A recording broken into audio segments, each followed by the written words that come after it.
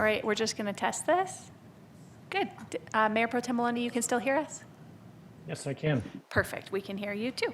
All right. Awesome. With that, we will call our meeting to order. Welcome, everyone. Thank you for joining the June 21st Louisville City Council meeting. I'm Ashley Stolzman, and I'll call this meeting to order at 6:01. City Clerk Muth, could we please have a roll call? Mayor Stolzman? Here. Mayor Pro Tem Maloney? Here. Councilmember Lay? Here. Councilmember Most? Here. Councilmember Dickinson? Here. Councilmember Fahey? Councilmember Brown? Here. Thank you, everyone. And I'll move that we approve the agenda, but we're going to move item B to the first item that we take up on the agenda to ensure that we meet our noticing requirements. So we will go B, then A, then C, and carry on like that. Is there a second? Second. Any discussion of the agenda? Seeing none, all those in favor of approving the agenda as modified, say aye. Aye. Aye. Any opposed? Thank you, everyone. That takes us to our public comment period for items that are not on our agenda or items that only appear on our consent agenda. Any members of the public care to comment on items that are not on our agenda this evening? Seeing none, that takes us to our consent agenda. Is there a motion to approve the consent agenda from council? So moved. Is there a second? Second. Thank you. There's a motion and a second. Any discussion of the items on the consent agenda? Seeing none, all those in favor, please say aye. Aye. Aye. Any opposed? Thank you, everyone. That takes us to council informational comments on pertinent items that are not on our agenda. Are there any council informational comments this evening?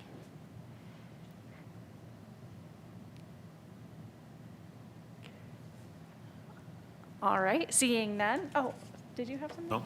All right, seeing none. Thank you, everyone. That takes us to our city manager's report. Good evening, City Council. Just a couple quick items. I wanted to just remind council members and the community that the concerts in the park have resumed on Thursday evenings, and so they began this last week, and also street fair. So check the website for times, dates, and the acts that will be at concerts in the park at Community Park and street fair. Thanks. Thank you very much. That takes us to our first item of regular business. And as we approved an amended agenda, that will be resolution number 31, series 2022. If you're following along in the packet, it's item B.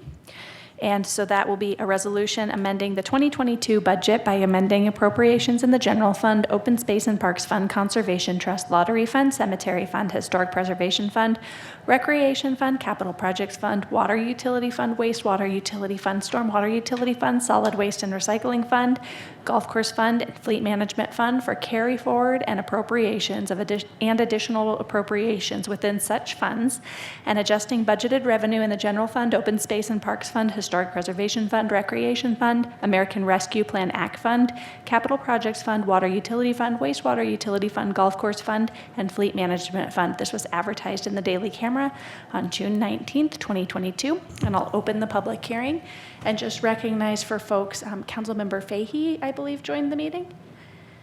And I'll turn it over to our Finance Director, Kevin Watson, for a short presentation. Thank you, Mayor. Good evening, Mayor and Council.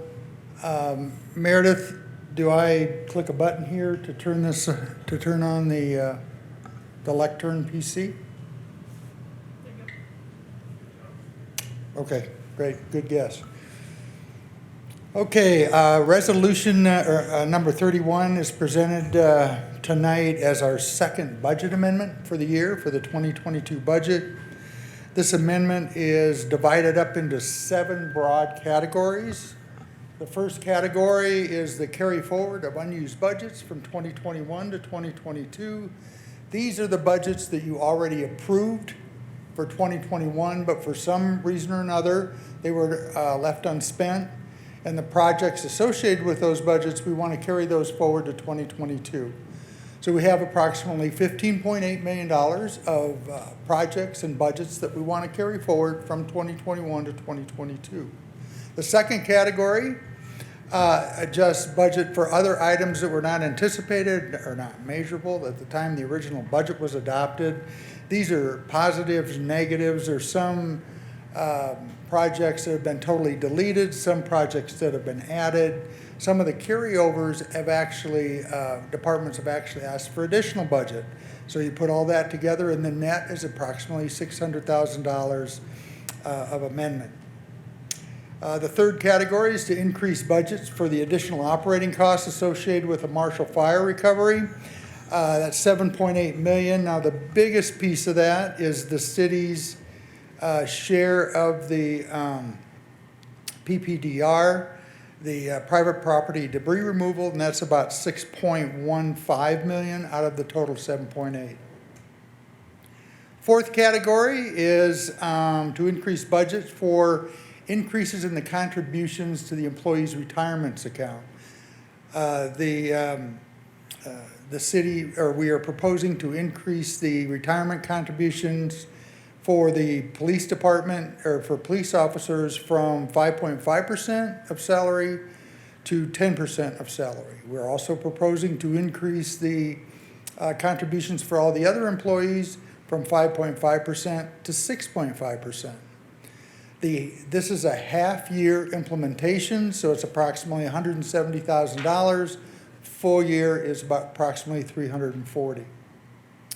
The fifth category is to increase budget for new positions and new variable hours. We have some new positions listed in the council communication and new variable hours for seasonal employees. Seasonal employees aren't budgeted by position, they're budgeted by a block of hours. For example, lifeguards or golf maintenance positions, we basically allocate a block of hours. The sixth category is to increase budgets for the compensation study wage adjustments. These are for people that are under the minimum.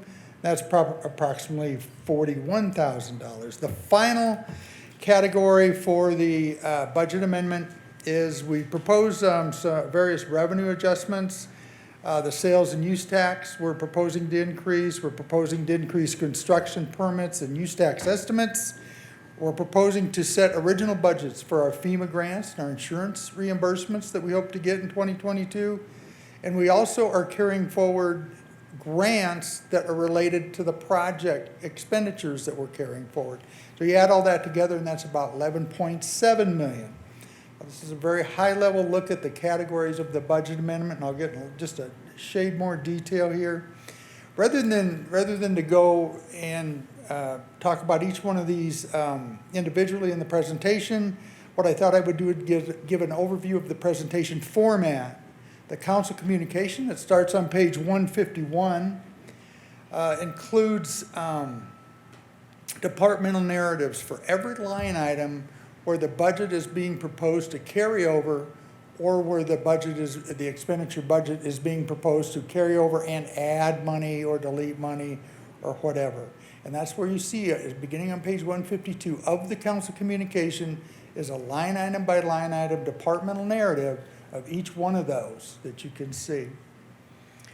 Also, we got just minor brief comments on the addition of the Marshall Fire costs, the employee retirement contributions, the new positions and variable hours, the compensation study, and the revenue. You can see just some brief narratives on that. We didn't do line item by line item narratives, but just general narratives. The resolution for adoption starts on page 166 of your packet. This is the official amending document that presents the amendment by fund, the city's legal level of budgetary control per the city's financial policies. The body of the resolution presents the amendment on a fund basis. That's the least level of amendment detail within your packet. The appendices to the resolution present the amendment by account number. So this is the greatest level of detail in the packet if you want to actually look at account by account what is included within the amendment. And then the appendices are A through G in the same categories that I originally outlined, the same 7 categories. They begin on page 170. And that's it for the budget amendment presentation. Just a lot of information presented in a lot of different ways for somebody who's interested in detail or just wants a general view of it. Just a couple comments on the fiscal impact. On page 164 of your packet is a big schedule that lists every fund that the city has, and it shows what the current ending fund balance and the current projections for each fund for 2022. The important point is that all funds are projected to stay in full compliance with our reserve policy during 2022. However, some of the scenarios that we're running in the long-term financial plan, and we've discussed this with a little bit with the Finance Committee, some of the scenarios that we run are projecting future possible imbalances between the recurring revenue and the recurring expenditures in the general fund, and actually in some other funds also. Now, if these persist during the 2023-2024 budget development process, staff will provide the council with options to maintain a structurally balanced budget as required by the city's financial policy. So I just want to throw that out there, that there's more information to come on some of this information. My last comment is the Finance Committee did review the preliminary draft of this proposed budget amendment at their June 13th hearing. So with that, I'd be happy to try and answer any questions you may have. Thank you very much, Director Watson, and I'll turn it over to our Finance Committee Chair, Mayor Pro Tem Maloney, if he'd like to make any comments. Thank you, Mayor, and thank you, Director Watson, for that presentation. I think we'll be facing challenges as we move forward. The budget amendment as it is structured is something I think is well done. I appreciate all the work that the director and the staff and the city manager, so forth, have done on this. There's just a few things that I'd like to point out. First is almost $16 million in capital carry forwards, and that has nothing to do with the challenge that we have at the Marshall Fire. That's a systemic thing, an issue that we need to address as a city. The Marshall Fire impacts are still to be determined. What we have in there is what we know today. The Finance Committee recommended back in the winter that we do multiple budget amendments as we know more, and that's what you're seeing with this budget amendment. There's three items that really are contributing to what Director Watson talked about, really a structure imbalance where our operating expenses are projected over the next 6 years to exceed our operating revenues. And three of those contributing things are the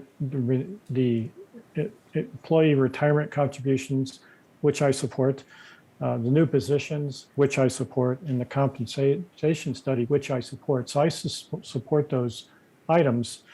That means we're going to have to find either reducing expenditures or increasing revenues not to be out of balance. And that really is the long-term financial strategy that Director Watson mentioned that we're going to have to work on in our budget work that will start the end of next month. But I think that's a pretty significant challenge. But overall, I think that the city's in pretty good financial shape. Thank you very much, Mayor. Thank you. Any other council members care to comment before we take public comment? Councilmember Ask a Most. question? Oh, yes, Director Watson, excluding the impact of the Marshall Fire, how typical is this kind of budget adjustment? Like, where are we relative to where we would normally be if we're not looking at the Marshall Fire? And again, this is my first year still on the council, so I'm trying to kind of gauge that. Is this typical where we are right now? Is this? Yeah, the carryover that Councilmember Maloney mentioned has been typical for us. This is a little bit larger than we're normally used to. We typically don't do mid-year wage and benefit adjustments either, but this is kind of a special year where we're trying to kind of catch up from previous years. We've had the compensation study, et cetera. So this is a little bit unique, but not completely. Okay. Thank you. Any members of the public care to comment on this agenda topic this evening? Seeing none, that takes it back over for council. Oh, Josh Cooperman. Please tell us your name and what city you live in and what you'd like to tell us.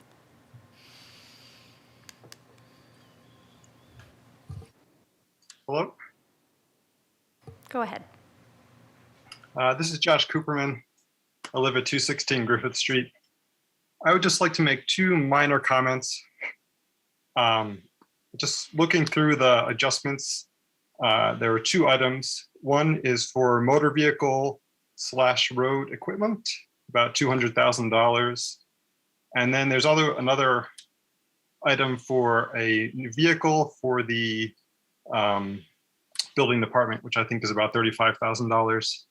I would just like to ask that we try to ensure that any vehicles that are in those two items are electric vehicles and that we're not continuing to purchase gas-powered vehicles. Thanks. Thank you so much. Back over for council comments and questions. Interim City Manager Davis, do you want to make any comment around our electric vehicle plan and what staff's been working on? Yeah, absolutely. Thank you. Yeah, so we've been having a lot of discussions about electric vehicles and how we're going to move towards electric vehicles. We are really looking at what options are out there in the market and what the specific use of the vehicle is. And then we're also looking at the electrification of city facilities to ensure that, we're able to meet the charging demands as we kind of transition. So when we look at each of these vehicles, we will for that particular vehicle as well, see what's available. And if there's something that suits the needs that's in the market and available, then we'll move to electric vehicles. And you'll see more of that when we talk about the budget coming up as well. Thank you so much. Any other council comments or questions on the budget hearing? I'll just make a few comments. I want to thank the Finance Department for all the work on this. We've had a lot of extra work with FEMA reimbursements and making sure we're accounting for everything correctly. And so to do this big budget adjustment in the middle of it is very much appreciated, and thank you for all the detail. Additionally, thank the Finance Committee for reviewing everything in such detail. And then last, I'm really excited to thank the Public Works Department because some of the big projects that we've been carrying forward for years are going to be completed this year. And so I anticipate that next year the budget carry forward will be much smaller, and that's really exciting. So like the railroad quiet zones are completed this year. There's a big pipeline in town that you guys probably have noticed is completed. And these are all really high dollar budget items. Just the quiet zones itself, I think, is over $3 million of this carry forward. So I'm very excited that we can actually check some of these off and pay our bills and close out the projects. Mayor Pro Tem Maloney?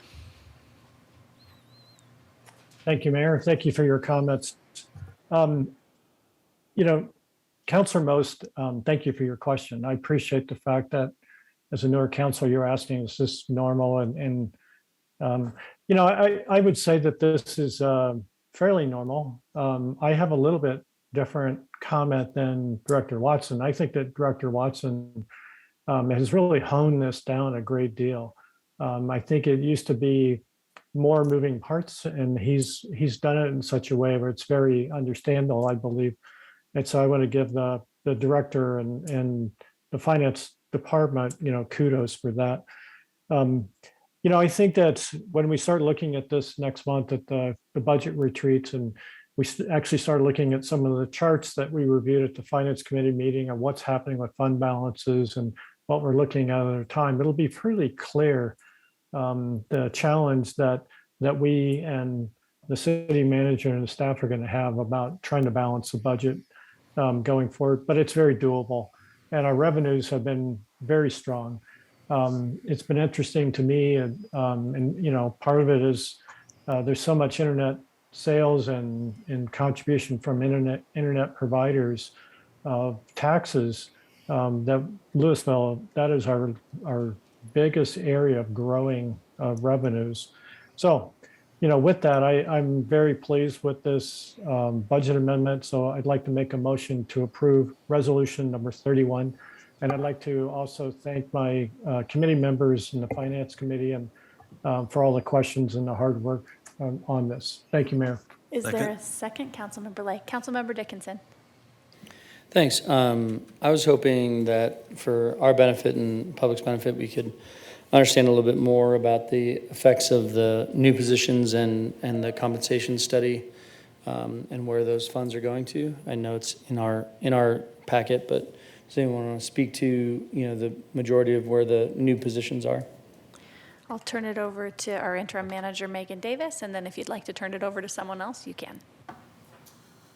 Yeah, I'm happy to speak to that. So we'll be having a more detailed discussion. So for people who are on the phone, if you want to just hang out for maybe, I don't know how much longer. We will get into a little bit more detail there, but we have some compensation adjustments that, as Director Watson pointed out, are atypical mid-year, but due to the fact that the market has really been changing rapidly, we typically do them annually for a lot of these positions, but also because we wanted to look at our whole kind of pay structure, we did this comprehensive analysis. So Rhonda is going to talk a little bit more about that, Director Hanger, our HR director.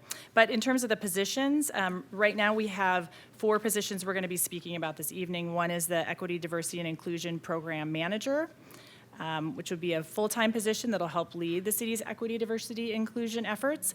And then we have building inspector, plans examiner, and permit tech. And those positions are to support the planning and building department, mostly and in part due to the impacts of the Marshall Fire.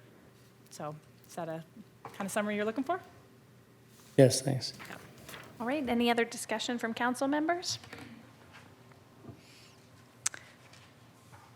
Seeing none, I'll close the public hearing. Break my laptop. And I'll ask City Clerk Muth for a roll call vote. Councilmember Dickinson? Yes. Councilmember Lay? Yes. Mayor Pro Tem Maloney? Yes. Councilmember Brown? Yes. Mayor Stolzman? Yes. Councilmember Most? Yes. Thank you, everyone. The motion carries. And so we will actually take an 8-minute recess until 6:30. The way we noticed the next agenda item in the paper, I had it starting at 6:30. So we will get started again right at 6:30. See you then.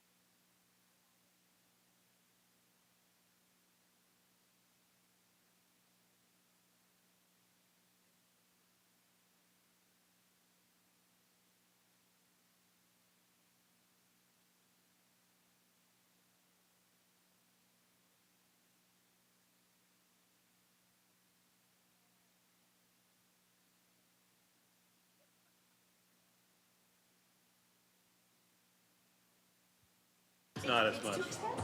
Yeah.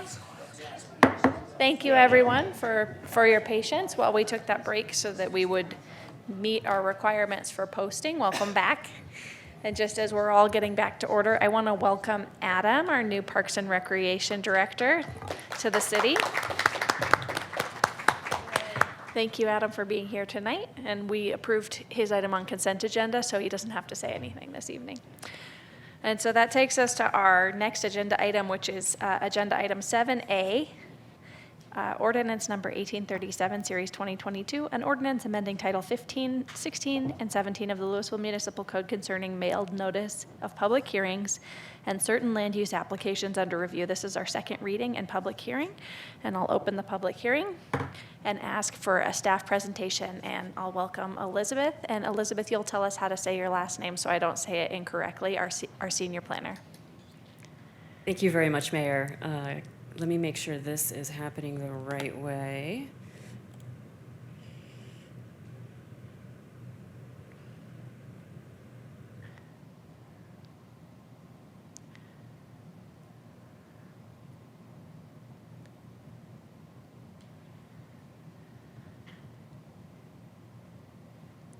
Perfect. Much better.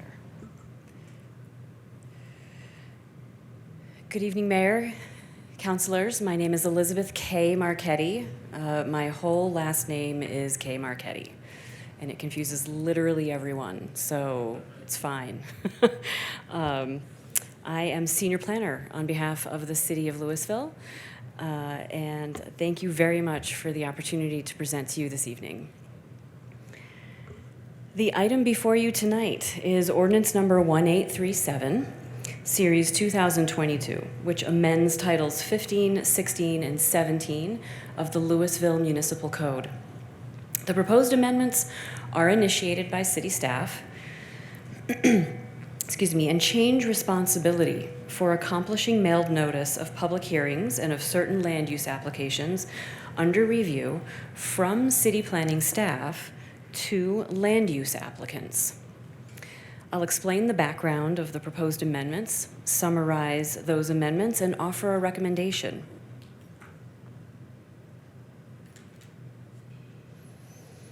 I'll begin with the background.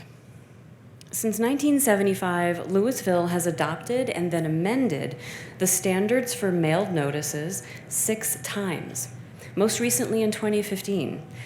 The people historically responsible for accomplishing all aspects of public notification efforts have been city planning staff.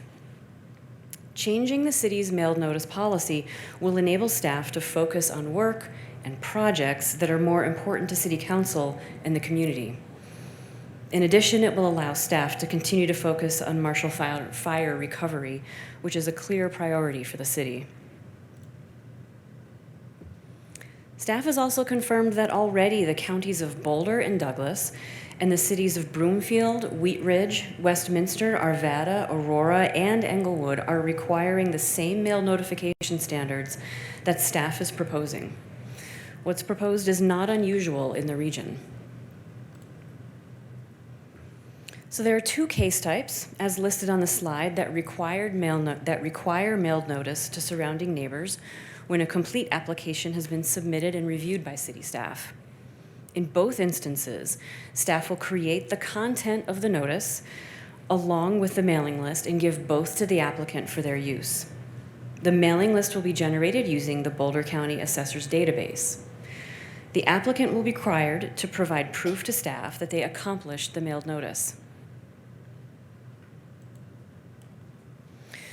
There are also 12 case types that require mailed notice to surrounding neighbors in preparation for a public hearing, and they're listed on this slide. The same protocol will be used for these case types as I just explained for the administrative case types. The only difference is that staff will continue to be the responsible party for historic preservation case types and will be permitted to mail either envelopes or postcards. This flexibility will actually save the city resources and considerable staff time.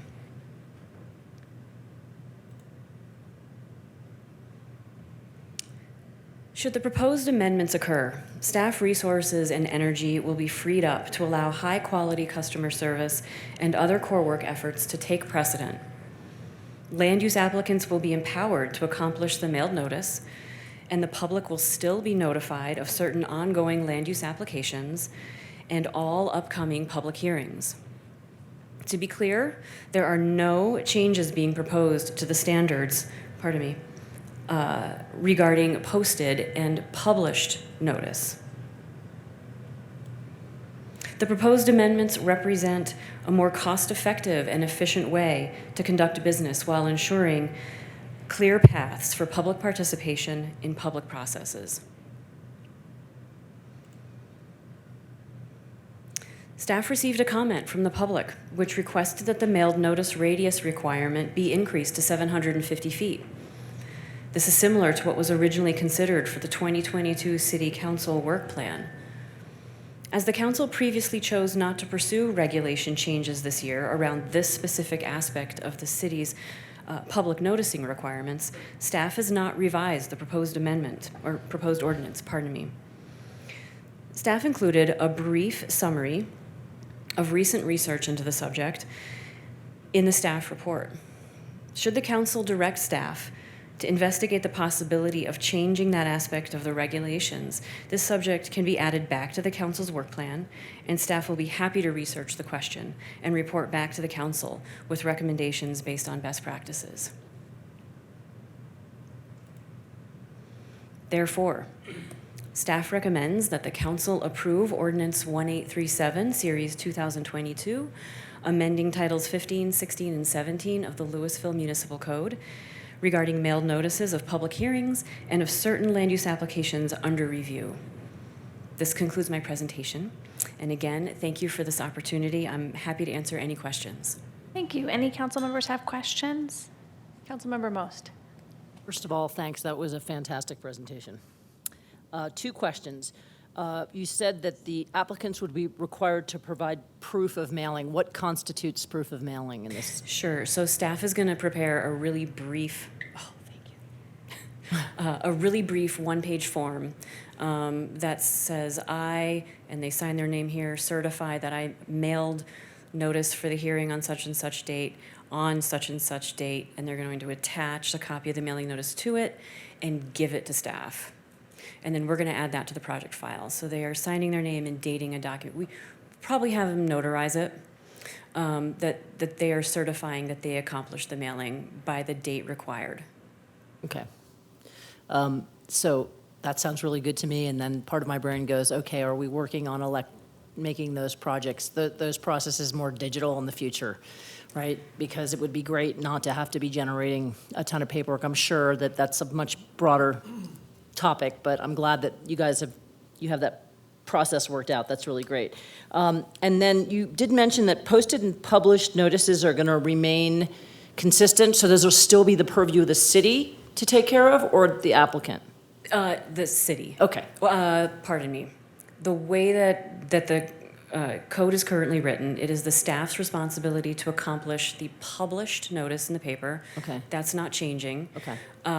The staff is going to prepare the signs, as we always do. We prepare the signs, we make sure all the text is accurate, and then we are giving them to the applicant to post on their property.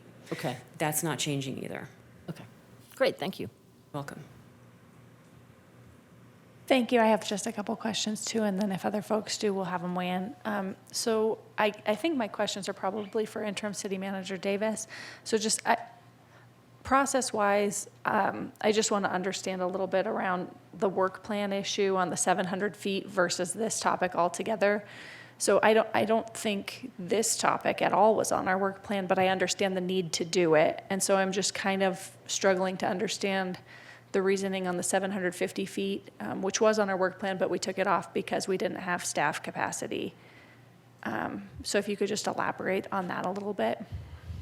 You know, I think, and Director Zuccaro can speak a little bit to this as well, but I think this was really something looking at a process that we could improve, but that would require council approval to do so, and that would give us some efficiency, especially knowing that we were going to have some increases in workload occurring in the planning and building department.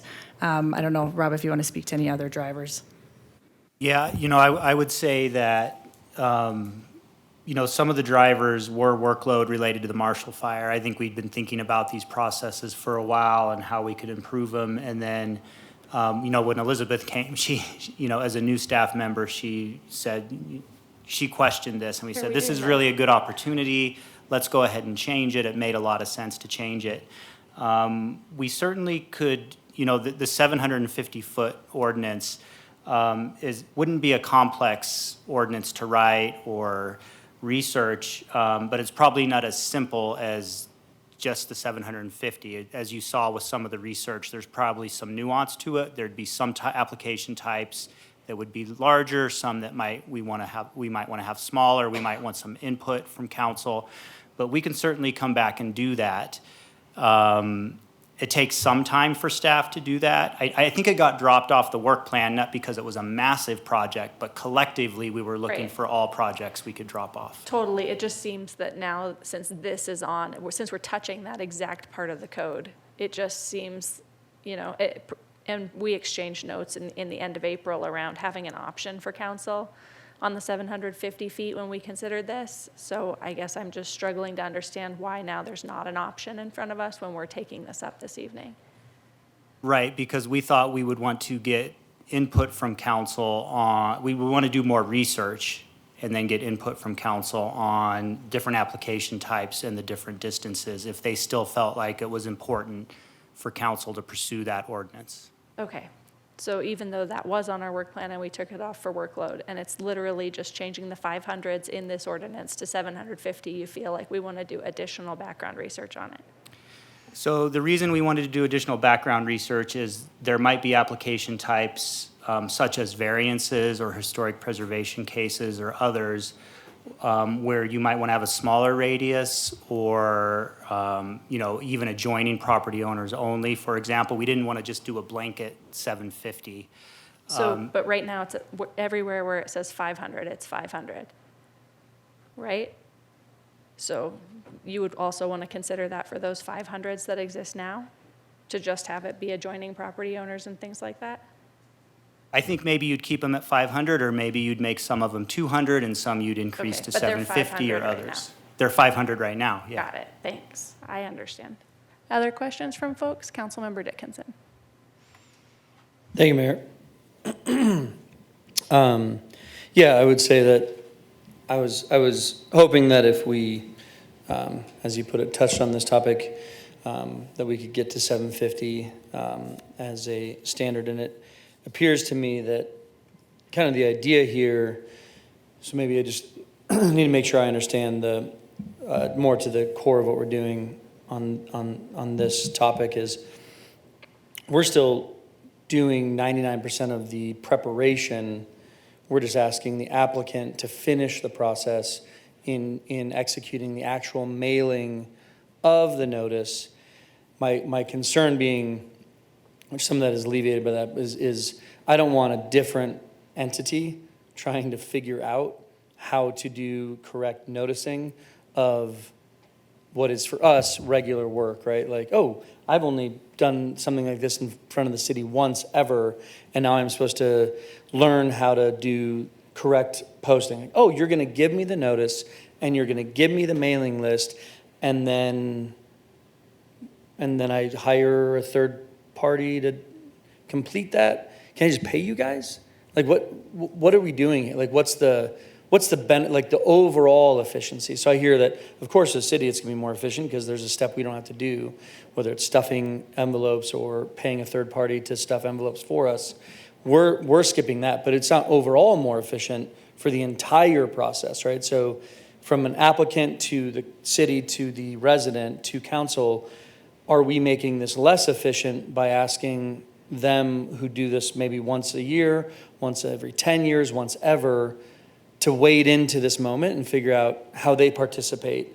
And every time it's a learning moment where now we're asking staff time to educate an applicant on exactly how to do it right. And like, oh, well, we don't want to pay all this money. So how do we do it? Well, you'll need to get a crew, you'll need to stuff it, you'll need to do it like this, and like, oh, okay, so can you give us more help? It's like, geez, what do we hear? So I'm curious if it's overall more efficient or if it's only more efficient for us.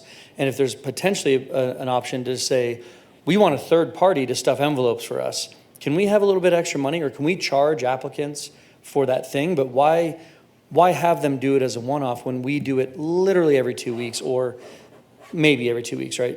We do this all the time. Are we more efficient at it, but it's a cost and a labor issue? Maybe there's a different solution than having them do it once. I'm just trying to figure out the benefit here. Looking at the city's regulations about how to accomplish mailed notice, it's one of many ways to do it. The impact on city resources in particular, and city staff's ability to focus on kind of higher priority work, frankly, is pretty significant. In talking to the planning staff that have been here for much longer than I, the range of time that staff was spending on any given week on this was between 8 and 24 hours. And staff was having to come in on weekends regularly just to handle the stuffing of envelopes, the addressing of envelopes, the putting postage on envelopes, the sealing of envelopes, rather than on other higher priority work. We estimated the cost in labor, and it's pretty significant for the city. And we think that staff's time could be better spent on other, frankly, more important work, especially in light of what is needed to respond to the Marshall Fire. So I investigated what would it take to buy new equipment, and worked with Mr. Watson and worked with his staff and talked about the city's procurement policy, and I got 3 bids for new postage machines and new stuffing machines, and the response that we got from fellow staff leaders was, no, sorry, not right now, can't do it, don't want to pursue it. And so we shifted gears because we saw that planning staff's time really needed to be spent in better, more productive endeavors. So the thing that would be a quick fix to this, to free up staff time, would be to change the code, to do what other communities are already doing all over the region and all over the country. And so we are fully prepared. We are going to be the ones creating all of the content. We're going to be creating, like we do today. We are going to be generating the mailing lists like we do today. And we are going to be empowering applicants to accomplish the stuffing of envelopes and the mailing of envelopes however way is most convenient for them. We are happy to walk them through the process to whatever extent they need to. This being a fairly small town, we've got a wide range of applicant types. You know, we've got the folks who are looking to do a variance to their side setback, right, who've never done a thing in their life. Given our 500-foot radius rule today, some of that could feel more burdensome to the little person. We also have applicants who have been at this rodeo a bunch of times, and they've got deep teams of consultants for whom this is a walk in the park. So staff is aware that we're going to have this wide range of members of public to work with. And I would say it's actually going to be a pretty significant time and energy and cost saving for the city, which is going to benefit the public because we then can put our energies to the things that really require staff time and thought and energy. I don't think that it's a great use of staff time to stand around a table for hours as a team, literally stuffing envelopes and taking stickers and putting them on envelopes and putting the stamper to do the return. I mean, for real, we have stuffing parties is what they're called, and it eats up an enormous amount of staff time that really could be spent in better endeavors. And I just wanted to add maybe to your question, is there another more efficient process? And that's actually part of how this started too, because we wanted to do postcards as an alternative. And our ordinance was very specific to say they had to be mailed notices, I forget the exact language, and envelopes. And so we weren't even allowed to do postcards. So we thought, okay, well, let's just changed the ordinance to allow postcards. And then that evolved into, well, if we're going to be doing this, all of the other, in our experience also working for other cities, it's very typical to have the applicant do the mailing. So it kind of evolved over time, but yes, there is an alternative, and I think the alternative is to only change the ordinance to specify that any type of mail notice, including postcards, could be allowed, and then we would hire someone to do the postcard, or we could do the postcards even in-house, and it would be more efficient and save time. So that's kind of a middle ground alternative. Thanks. I really appreciate the, I appreciate that there are other communities that really like seeing that list of, that we aren't breaking norms with our neighbors necessarily, maybe with ourselves and what we've been doing, but not with neighbors. So if someone does do business in Boulder, and I can't remember the list, but Brimfield and here, they're not surprised. Oh, this is something we do, right? So, but I am still concerned about, local business that wants to do an SRU for, for live music, and now they, for the first, we're like, wait, what do we? So they're doing all that work. We're not cutting that work out, and so I'd like to figure out. Again, I really like efficiency, so trying to figure out the right way to make this an overall efficient process and not burden all of our residents and businesses each time someone wants to come forward and do this, and they have to learn for the first time their best process or who to hire, which third party, or like, wow, can I write you a check? Can I write you a check to finish this process? Because I get that it's a lot, but I don't want to learn how to do this on my one application. And I would write, is there a box I can check that says, we'll pay staff to do this, right? Like, as opposed to like, okay, I just have to do it and I have to figure it out. And now it's another hurdle that seems to be, a frustrating hurdle for an applicant. But I do appreciate you adding to the benefit for the city. I recognize everyone's hand is up, and so we'll get through everyone. I have a clarification question before everyone goes too far down. You were talking about the process and staff affixing stamps and staff affixing return addresses. In the ordinance, in the stricken language of what's currently required, it talks about the applicant providing stamped envelopes and the applicant providing envelopes that are properly addressed. So is that not the current practice? Yeah, the ordinance does say that, and sometimes we get that and sometimes we don't. And sometimes we are choosing to do it ourselves for customer service reasons. And so we could follow the ordinance very specifically, but sometimes we make the decision to just do the stamping and addressing ourselves. I'm just trying to also understand Councilmember Dickinson's point. I think you bring up a really good point. So I'm just trying to understand what the savings are and what the current process is. Thanks for that clarification. Councilmember Lay. Yeah, thanks. This is, it's an interesting proposal, I guess. I want to go back, though, to what we're trying to do from the standpoint of the people who matter, which is the people not, in my view, matter the most, which is the residents. If they're getting, I don't know that a resident cares whether they're getting a postcard or a stuffed envelope. Frankly, I think they probably would rather have a postcard than a stuffed envelope. But it would seem to me that if what we're trying to do is to make sure that they're informed, then we need to make sure that that takes place. I mean, I want to just, I guess, put a flag in the ground that is very important. When we don't do that, when we don't do the mail, the notice, I think people get very, very upset, and I think rightfully so. It's I appreciate the efficiencies and staff needing to do other things. I totally get that, and especially on limited resources, and we need to figure out how to balance that.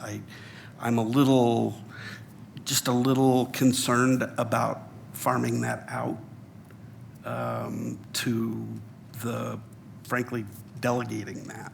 That's my concern on it, because I want to, we need to be where the buck stops, and I would hate, I guess I'd hate to have that situation come up where somebody didn't get notice, and we say, well, that was the applicant's fault for not, we don't want to get into that thing. And how would you anticipate Sure. dealing with that?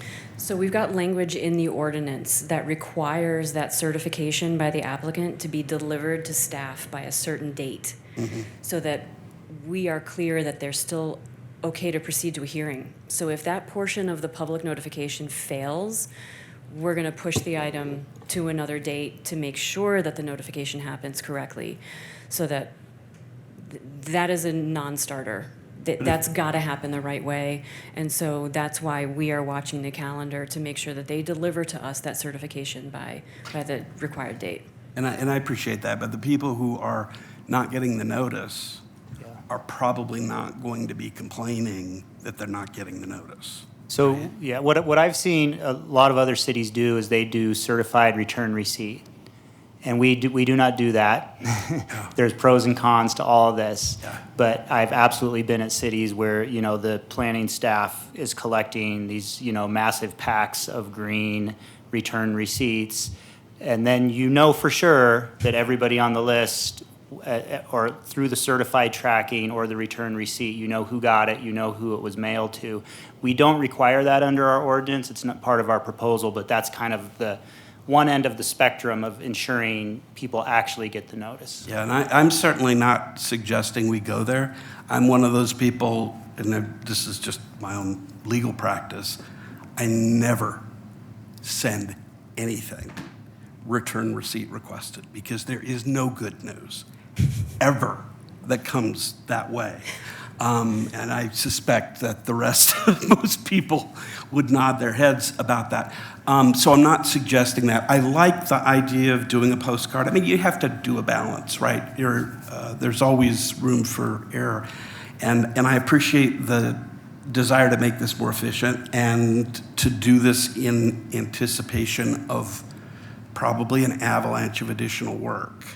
I'm just uncomfortable delegating that part to the applicant. I wonder, I certainly would imagine that there must be some alternatives to staff. Well, if we did it, let me back up. If we did it by card, would that take away a lot of the problem that we're talking about? I mean, I think it would. I think we did talk a lot about just having postcards that we could even print ourselves versus sending them out, and then we can assess the cost. We do have on our applications, we do have a public notice fee that gets tacked on. We could reevaluate that. You have to come up with an average. Some people are going to have a lot more mailings than others, just depending on where the property is and what the radius is, which we've talked about. But it would help a lot. I remember, to the mayor's question, one of the reasons we actually don't like to accept envelopes from applicants is our stuffing machine takes a very particular type of envelope. And so we get these stamped addressed envelopes, and then we have to manually stuff them versus using the stuffing machine, right? So there's all these weird things that come up that postcards would solve. I think we can stipulate that stuffing envelopes is one, not a very efficient way to get notice to people. Two, takes a lot of time from staff. It strikes me that the easy solution is to get rid of that thing. And having stuffed envelopes, plenty, in a variety of contexts, I totally get that. It's horrifying to think that staff is spending 8 to 10 hours a week sometimes stuffing envelopes. So anyway, to the point, I would be very supportive, as long as we don't lose kind of the substance of the information that's being provided to our residents. I'd be much more inclined to say, let's do this by postcard and do it ourselves, or add whatever money needs to go to staff to hire some clerk to help us with that. because I'm just uncomfortable. I'm uncomfortable delegating that to the applicant. And it's not because I think the applicants won't do it, it's that when it doesn't happen, and it will fail to happen at times, regardless of what we do, certification or not, we want to be able to say that it's our folks' responsibility to do that. If we didn't do it well, we didn't do it well. I don't want to pawn that off or fob that off on the applicant. So that's where I'm at. Councilmember Brown. Thank you, Mayor, and I appreciate the conversations this evening. I'm a little bit disappointed that staff has chosen to address one aspect of this ordinance and not another. I'm going to leave that aside for a moment. I think it's particularly, it's not out of the question. Not only is it done by other communities, it's done in other contexts. Putting on my other hat for a moment, when there are required notices of people who have particular insurance policies, it is not the state of Colorado that mails notices to every member on an insurance policy. It is the insurance company themselves. That said, I appreciate what Councilmember Lay is driving at, which is we want to make sure the notice is done right.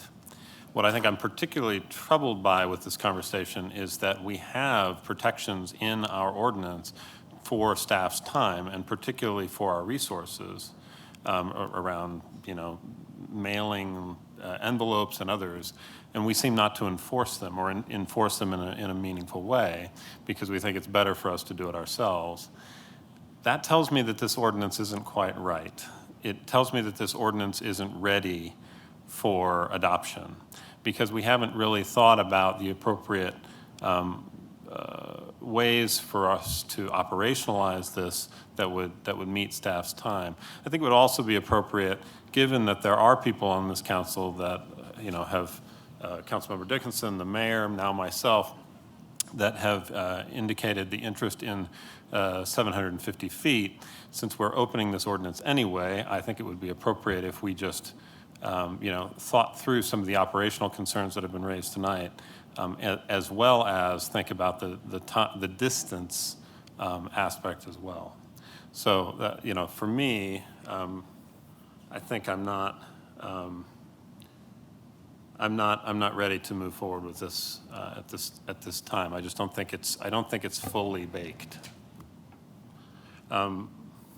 Thank you. So let's take public comment on this agenda item. We have 2 rounds of public comment since it's an ordinance, and we'll have more time for council questions and comments and discussion. Any members of the public that would care to comment, please raise your hand at this time. We have some sign-up cards from people in the room. Our first speaker is Mark Cathcart.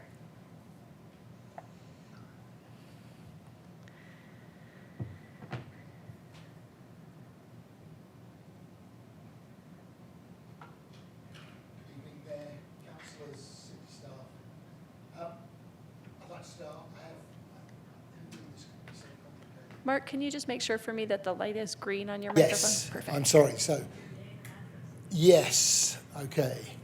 So, good evening, council, mayor, city staff. I'm Mark Cathcart. I live at 1763 Sweet Clover Lane. I'd like to thank you for reorganising the agenda because I was late tonight. I just got back from a 40-hour Greyhound bus and Amtrak transit adventure from upstate New York. We have a lot to do in America to improve transit. I ended up with 3 things. That I wanted to talk about tonight, just very briefly. In respect to Councillor Most's comment about doing electronic notifications, please don't. And we will get enough email from companies. Most of it goes into the spam folders. I certainly don't want to. I think it would be great to get these notifications by card. On the basis of the cards, I don't know if I've ever mentioned it before. I was a planning liaison officer in my prior city in Austin, Texas. They did cards then. I have no idea what they do now. But you can you can get pre-printed cards and then do a document template that allows you to import from a spreadsheet and it prints the address on one side and the details on the other side. So the only thing would be whether you work with the USPS to get a prepaid mailing. So there would be no stuffing. I would encourage you to do cards. I'd like to get something in the mail rather than, an email or even a letter. So I think cards would definitely be the right way to go. I just remind you that we are in North End. We are the redhead stepchild of Louisville. We already get notifications for planning changes from the city of Lafayette, who have a 750 feet notification distance. It would be a shame if we were to get notifications from the city of Lafayette, and when applications come forward for North End Phase 2, which is the closest part of Louisville to Lafayette, that we don't, some of our residents don't get notifications. It'll improve the participation. Even if people just know and don't participate, it's a better thing to do. And there will then be less speculation on the council doing things in secrecy, which I know you don't do, right? But people that don't participate don't. And then finally, I'd just like to congratulate you. It's completely off topic. I'd like to congratulate you on the quiet zones and encourage council to direct staff to do the BNSF communication for the statue that we have to go on the plinth to finish the artwork. Thank you very much, and thanks for all you do. Thank you. Any other members of the public care to comment on this ordinance? Seeing none, back for council conversation. Councilmember Dickinson. Yeah, thanks. I appreciate hearing other people's comments. I think what I don't want lost in the moment is, so try not to speak for council. I do not want staff weighed down by this, right? And I would assume many of my colleagues agree that the goal isn't like, no, it's working, keep going, we don't care how long it takes. So I think we do want a solution. The solution I hear is we want to increase to 750. We want to make it easier by doing postcards.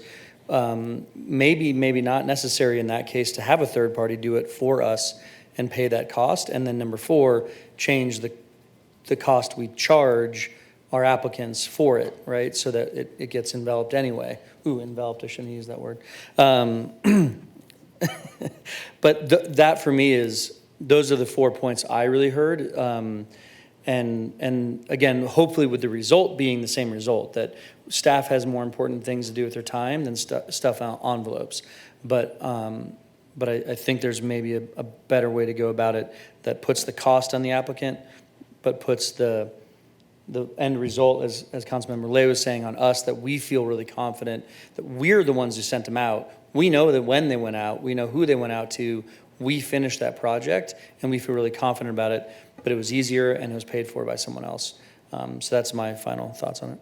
Mayor Pro Tem Maloney. Thank you, Mayor. I appreciate the comments from my colleagues in the public. What we're dealing with is a 1975 solution to notice. It probably is time to change it. As Councilor Brown said, is the cake fully baked? I think you were talking about a cake, but whatever. Is this idea baked well enough? And, to me, I'd like to see it be a little different.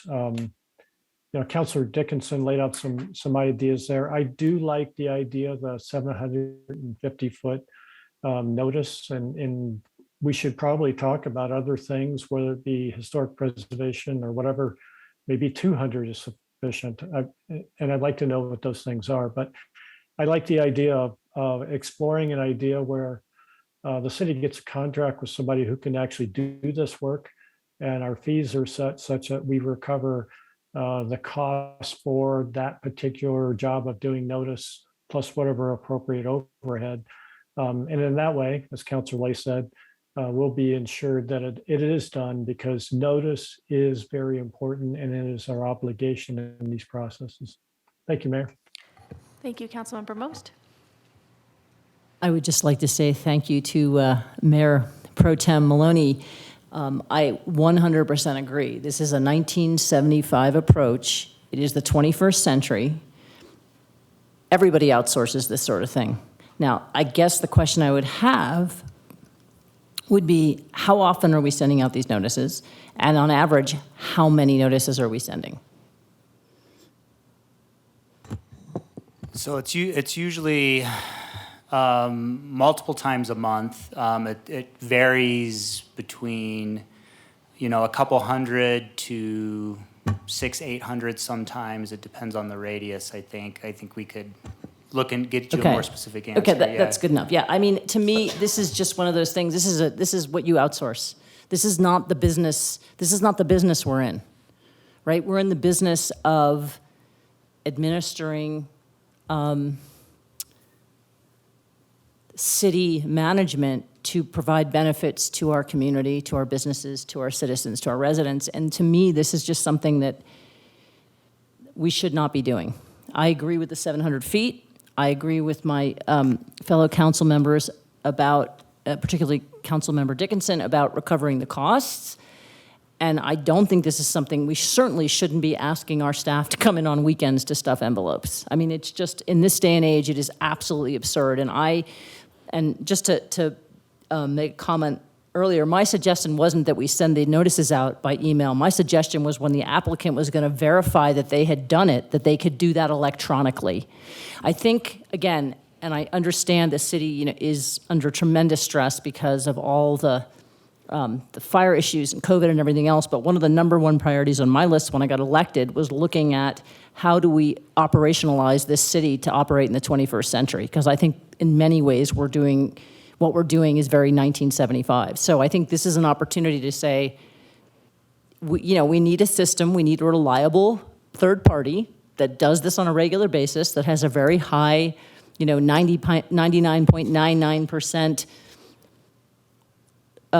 accuracy level in making the deliveries. But for our staff to be wasting their time doing this kind of thing, to me, is insane. We have highly trained professionals that are really talented people that have so much to offer this city, and printing out postcards and stuffing envelopes should not be on the list.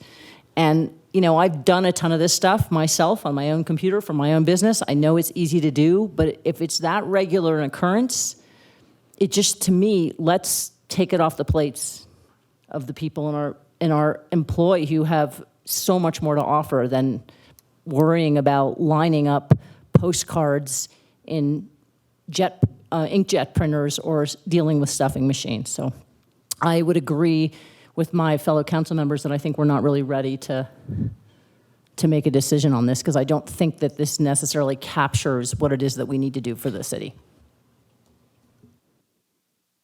I just want to thank everybody for their participation tonight. It's really nice to have this conversation. I have maybe a little slightly different perspective just because I was on council in 2015 when we took up this section of code most recently, and we had a community committee that met several times and talked about how to do better notice and outreach. And one really positive thing that came out of that was the bigger signs. And I think that has made a huge difference in people knowing which properties are noticed, because we used to have just 8 by 10 or 8.5 by 11 signs. And so now the giant yellow signs, people really see those and they really participate. And I think Councilmember Lay put it really well, that fundamentally this section of code's very important because it's how we notify people in the immediate vicinity that there's a significant change or a potentially significant change occurring. And so I really am grateful for the way you laid out that as our North Star on this, Councilmember Lay, that we need to make sure we're providing good quality notice to the community, because that's what this is about, and that's a critical part of our responsibility. So I think we have all agreed on that. I think I heard every single person say 750 feet is the way we want to go, so I'm not sure we need options on that. That's where everybody wants to go. And then I think the rest of it was we were all seeking solutions to streamline, kind of like Elizabeth laid out for us. Like, you guys went through this exercise also of like, well, how do we streamline? And this is what you came up with. It sounds like the consensus at the moment is that, we don't necessarily feel putting it on the applicant is the appropriate final solution, but we're all supportive of streamlining it in some way to reduce the workload to the planning staff. Does that sound like a fair recap of where people are? Councilmember Lay. Yeah, maybe with a couple maybe questions. One is a question about whether 750 feet ought to be there for every single kind of application. Again, we can probably differ on that, and I would look to staff if there's some of the kinds of applications that are better at a smaller distance.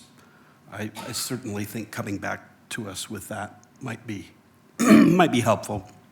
I'm not sure we have to do 750 for all of it, but I'm very comfortable with 750 if that's what if we had to make a decision today. The other thing is with respect to farming things out or whatever.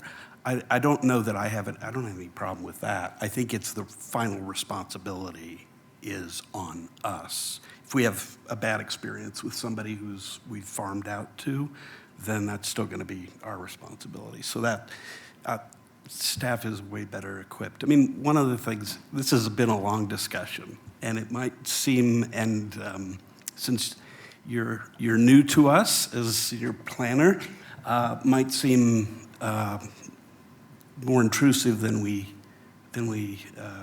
are. But I do think that this business of notice is really important. I mean, fundamentally, it's about notice and an opportunity to be heard. That's the essence of due process. And so I think one of the reasons we're very interested in it being efficient and to take some load off, and that's good. But we're also really interested in making sure our citizens get to know everything that they need to know so they can show up. So thank you very much for that. I think the other thing, and I would quarrel maybe a little bit with what Councilmember Mose said. I don't think we're doing things circa 1975 generally through the city. Maybe I'm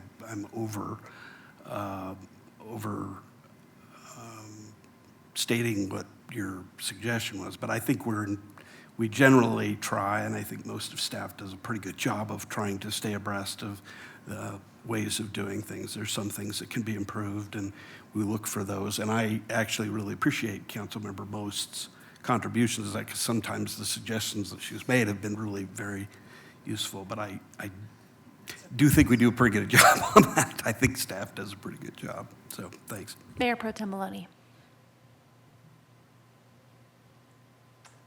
Thank you. Well, I put my hand down, but now that you called on me, maybe I'll speak. You had your hand up for a period, so I knew you wanted to tell us something. I did. The 750 feet, I think that it's hard to generalize on every situation. Mark, who got up and spoke, I mean, this started, or, he was the one who kind of came to us first and said, gee, I was just outside of that 500 feet that we currently have on our code. And so our neighborhood didn't get notice on something that we will notice. And so I think the 750 is good, but I don't think I'm ready to be stuck on that for everything. If we're going to send staff back to think about this, I guess I'd like to know what some options are, because if we're talking about something of historic preservation, being done in Old Town or something, do we need a 750? Does that make sense? Because now it becomes a burden on the applicant. No, that's plenty. Thank you very much, Mayor. Thank you. And so that takes us to our second round of public comment on this agenda topic this evening. Any members of the public care to provide any additional comment?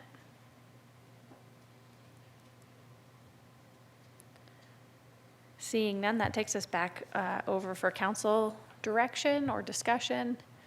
I guess I will turn to our city manager, our interim manager, Davis. It sounds like we're not quite ready tonight from listening to folks, and it sounds like there's good feedback and direction on how to proceed. Just from a tactical standpoint, would it be better for us to continue this ordinance so we have the title to a date uncertain? Would you want us to vote it down and just start fresh? What's the path forward that would be easiest for staff? I mean, I would defer to the city attorney, but I don't believe this does include everything we would need if we wanted to pursue 750 feet.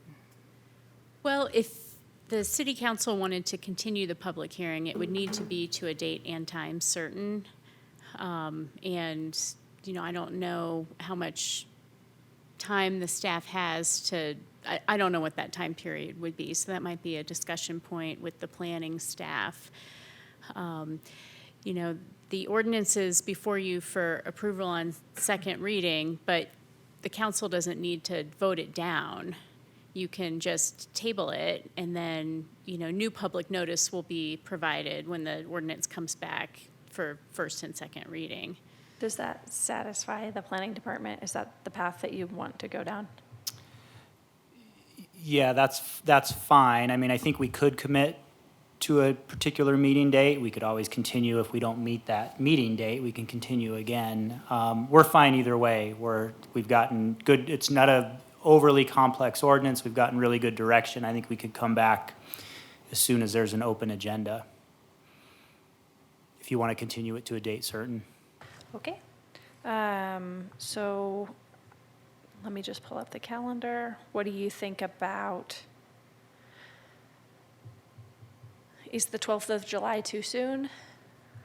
I think that's fine with us. We can come back by July 12th. City Clerk Muse, is the 12th of July okay on your end?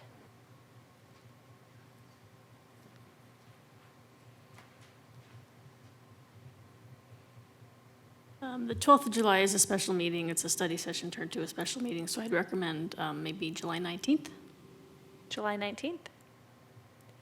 Is that okay? Director Zakara? Great. Yep. So I move we continue ordinance number 1837 to July 19th at or after 6 p.m. Second. Any other discussion on the motion? All those in favor, please say aye. Aye. Aye. Any opposed? Thanks, everyone. That takes us to our next agenda item this evening, which is discussion, direction, action on pay equity and compensation market analysis. This is our follow-up on a previous presentation. Our HR Director, Rhonda Henger, is going to give us an update this evening.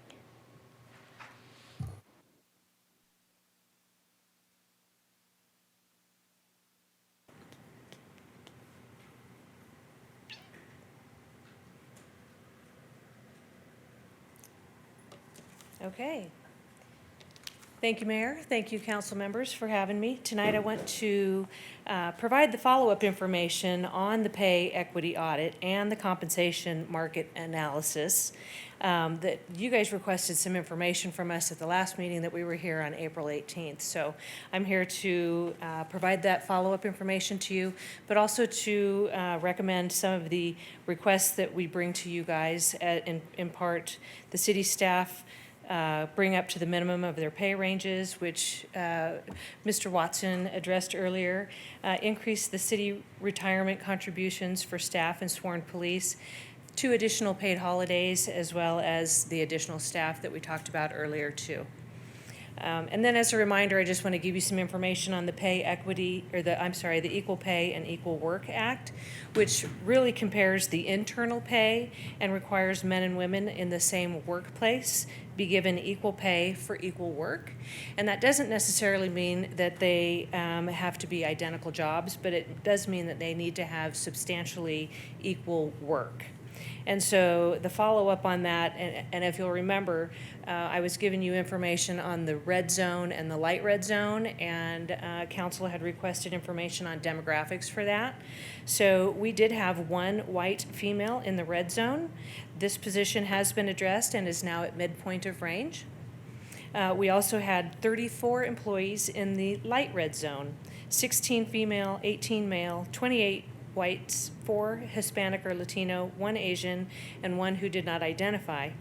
The average length of service was 2.7 years. All employees have been reviewed and fall into one of these categories. They've either received or will receive an increase. They have terminated their employment from the city, or the reason is valid and will not require any additional action on our part.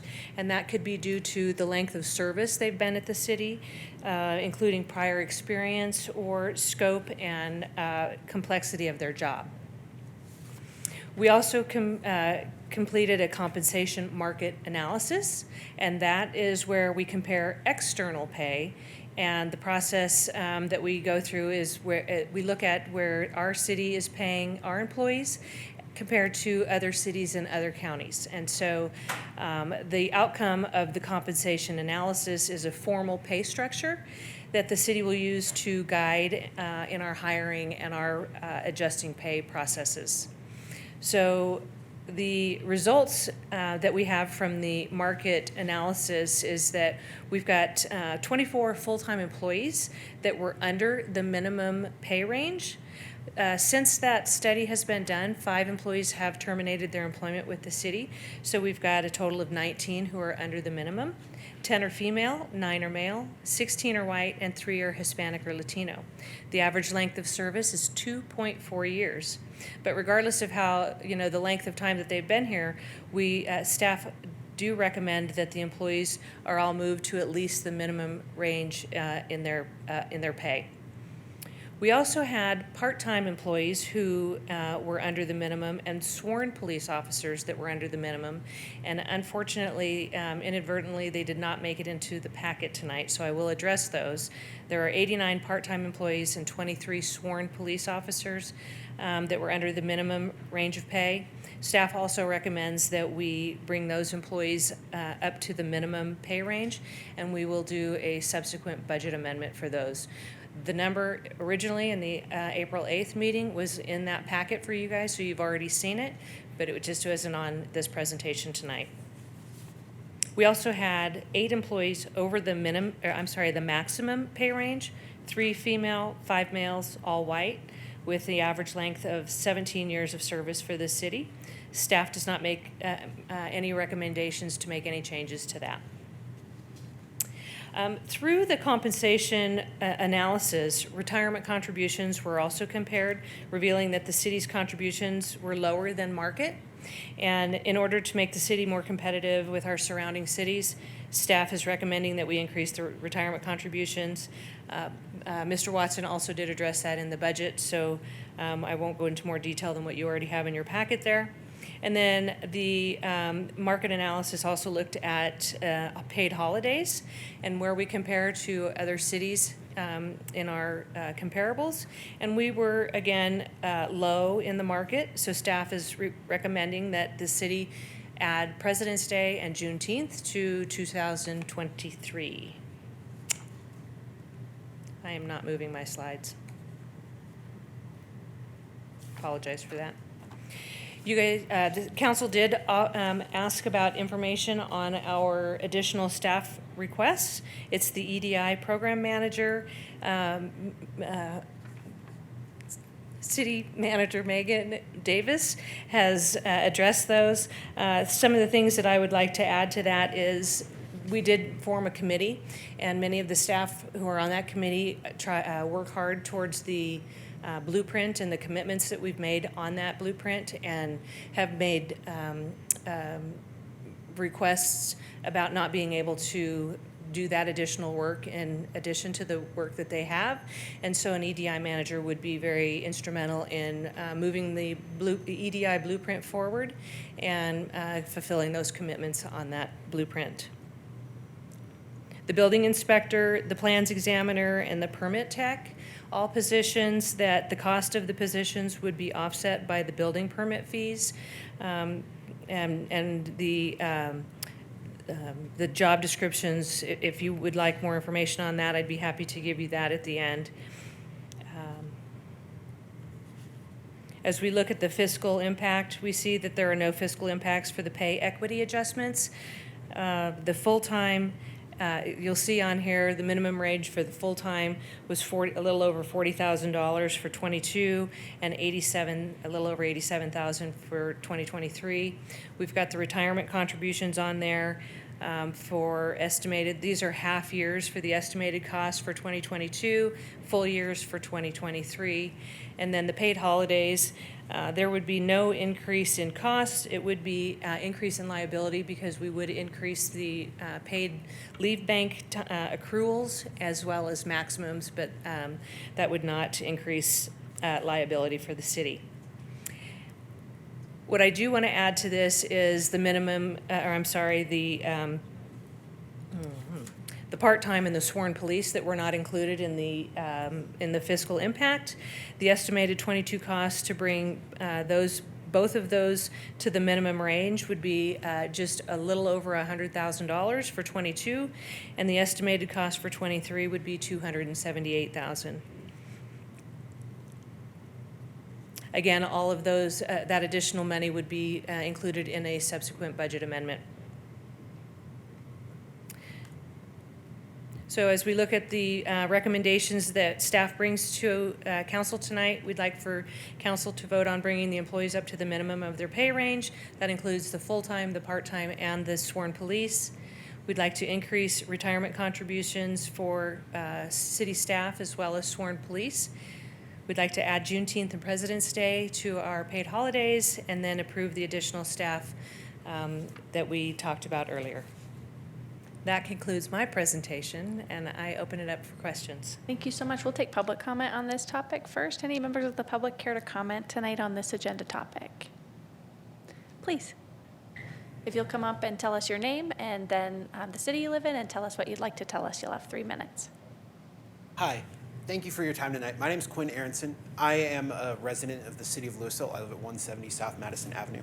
And more importantly, I am a part-time employee with the city. I'm a lifeguard. And I'm here tonight to speak on behalf of all the Louisville lifeguards that right now with the current pay structure, we are paid less than 15-year-olds who are being hired brand new into service. We have employees who are making $12 an hour who have been working with this city for over 5 years, and they are still making $12 an hour, where as a 15-year-old who's getting hired right now, you are making $14 an hour for non-daytime work, which is anything after 5 p.m. and weekends, and you are making $15 an hour for anything daytime. So that's any opening hours. So for the rec center, that would be 5:15 to that, or sorry, it's 4 p.m., 5:15 to 4 p.m., 5:15 a.m. to 4 p.m. I would just like to bring it here that we would appreciate if you guys pass this through, that this is a bill that affects a lot of people. As of now, the city of Louisville is the only pool that is fully staffed and fully open. We're not cutting back hours at all due to budget or due to lack of employees, and we're the only pool in the state that is open. And we would like to keep it that way, but unfortunately, we've had staff who've had to quit in the last 6 months because they're not making enough that is sustainable to continue to work here. Every lifeguard that I've talked to has said that the reason that we've kept working here, even though we get paid less, is because of the community that the city of Louisville lifeguards have created. And I think that is a really important community to keep festering, but unfortunately, that community is going to have to plummet because of lack of adequate paying. As of now, the city of Louisville, the advertised pay rates are still less than cities like Lafayette, which is just 5 minutes farther from my house. I can go to the city of Lafayette and get hired at $16.25 an hour. I think it is important to bring up not just the current employees to this pay minimum, but also pay them for the adequate amount of time that they've served here too. Myself, I've worked as a city of Louisville lifeguard for just over a year now. I was hired in April of 2021, and I've been lifeguard certified for coming up on my 3rd year. My certification expires in June. So I just wanted to bring this to the attention of the city council, that I think this is a very important matter that should be handled sooner rather than later. So awesome. Thank you guys for your time. Thank you so much for taking the time to come and tell us those important comments. Thank you. Of course. Any other members of the public care to comment? All right, seeing none, that takes us back over for council discussion on this topic. I just want to let everybody know about a note I forwarded to our interim manager Davis today around lifeguards, since that came up, because the governor, let's see if I can find it, allocated money so that we have a pool to help bring lifeguards' pay up across the board. And so hopefully we'll be able to tap into those resources and give out bonuses and increased pay. But just in general, I know council in the past has talked about increasing everyone's pay up to $15. So I hope we will continue that discussion and figure out how that works in. But just on this topic tonight, if folks have comments or questions. So I just want to clarify that. Councilmember Lay. Oh, sure. Sorry. Thanks. I appreciate you coming tonight and sharing that information with us and some examples of your colleagues over there, because it's very important stuff and it's really useful to have the information. I'm interested in a couple of the positions in particular, not because I have any quarrel with them, because I don't, but because I am interested in a little bit more about them. I think that, and it may be a better, I'll direct it to whoever is best suited to answer the question, but my understanding, I think, of the EDI program manager is that position is going to be reporting directly to the city manager. Is that correct, or is that incorrect?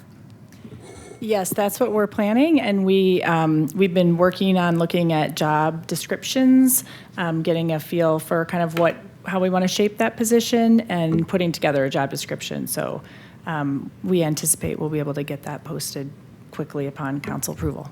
I really appreciate that. That one, I think I won't say I'm more proud of it than the others, because the others are clearly fire-related and very, very important in their own right. But I think, and I'm not going to speak for the rest of council either, but we've put an awful lot of time on council into EDI-related issues, and the public has put a lot of time into that, and the people who are on the EDI task force and our consultant really did a wonderful job for us, and I'm really looking forward to what that position is going to turn into and what kinds of things can be done pretty shortly. I guess on the other positions, I'm just wondering, do you think this is going to be enough for those three positions? It's probably going to get me in trouble, but I want to make sure that we're getting enough resources to building and planning to handle the workload that is about to be put on us. So Director Zaccaro, I think the question's to you is, do you think we'll need additional positions to handle the workload associated with Marshall Fire beyond these positions? No, I don't think so, and I can explain further the staffing if you'd like. Okay. Can you do that? Yeah, so we've hired 2 full-time positions. We've actually been successful in hiring those, so thank you to HR. We did that very quickly. We have a full-time building inspector and full-time plan reviewer on staff. And then we have 2 consulting groups that are on-call consultants that can do both inspections and plan reviews. We typically carry 2 consultants in the past. We've always had those contracts, so we have those resources as well. We've also hired several gig worker through contract. Those have varied in time, but and we're staggering them because they're time limited, but we've between 2 and 3 plan review contractors who are on call for limited hours. So we feel like we've got adequate staff as we've projected the build out over the next 3 years. We kind of have a 3-year plan for staffing. We also have a building permit tech that's a part-time position that has been hired that's transitioning between a 6-month gig worker, and then we're going to do a 2-year term position to get through that 3-year rebuild period. So that's a summary of our staffing. And I want to say that's part of the reason I asked the question, because I think it's really important for people in the community to know how much you've already done, what you have in place, how you've been planning this, and because there's an extraordinary amount of work that's already gone into this, and the public needs to know that as we move forward. Thanks. Councilmember Most. Thank you. Sorry, I jumped ahead there. I thought you were looking at me. I just want to clarify the adjustments to the salaries that we're talking about. You said they were full-time, part-time, right? Does that include the lifeguards? It does. We have already made some adjustments to the aquatics staff and raised them from anywhere between $12, what they were hired in at, and up through whatever they're making now, which could be up to $15, $16. We gave all of the aquatic staff a 7.5% increase to their hourly rate, or up to the minimum, whichever was greater.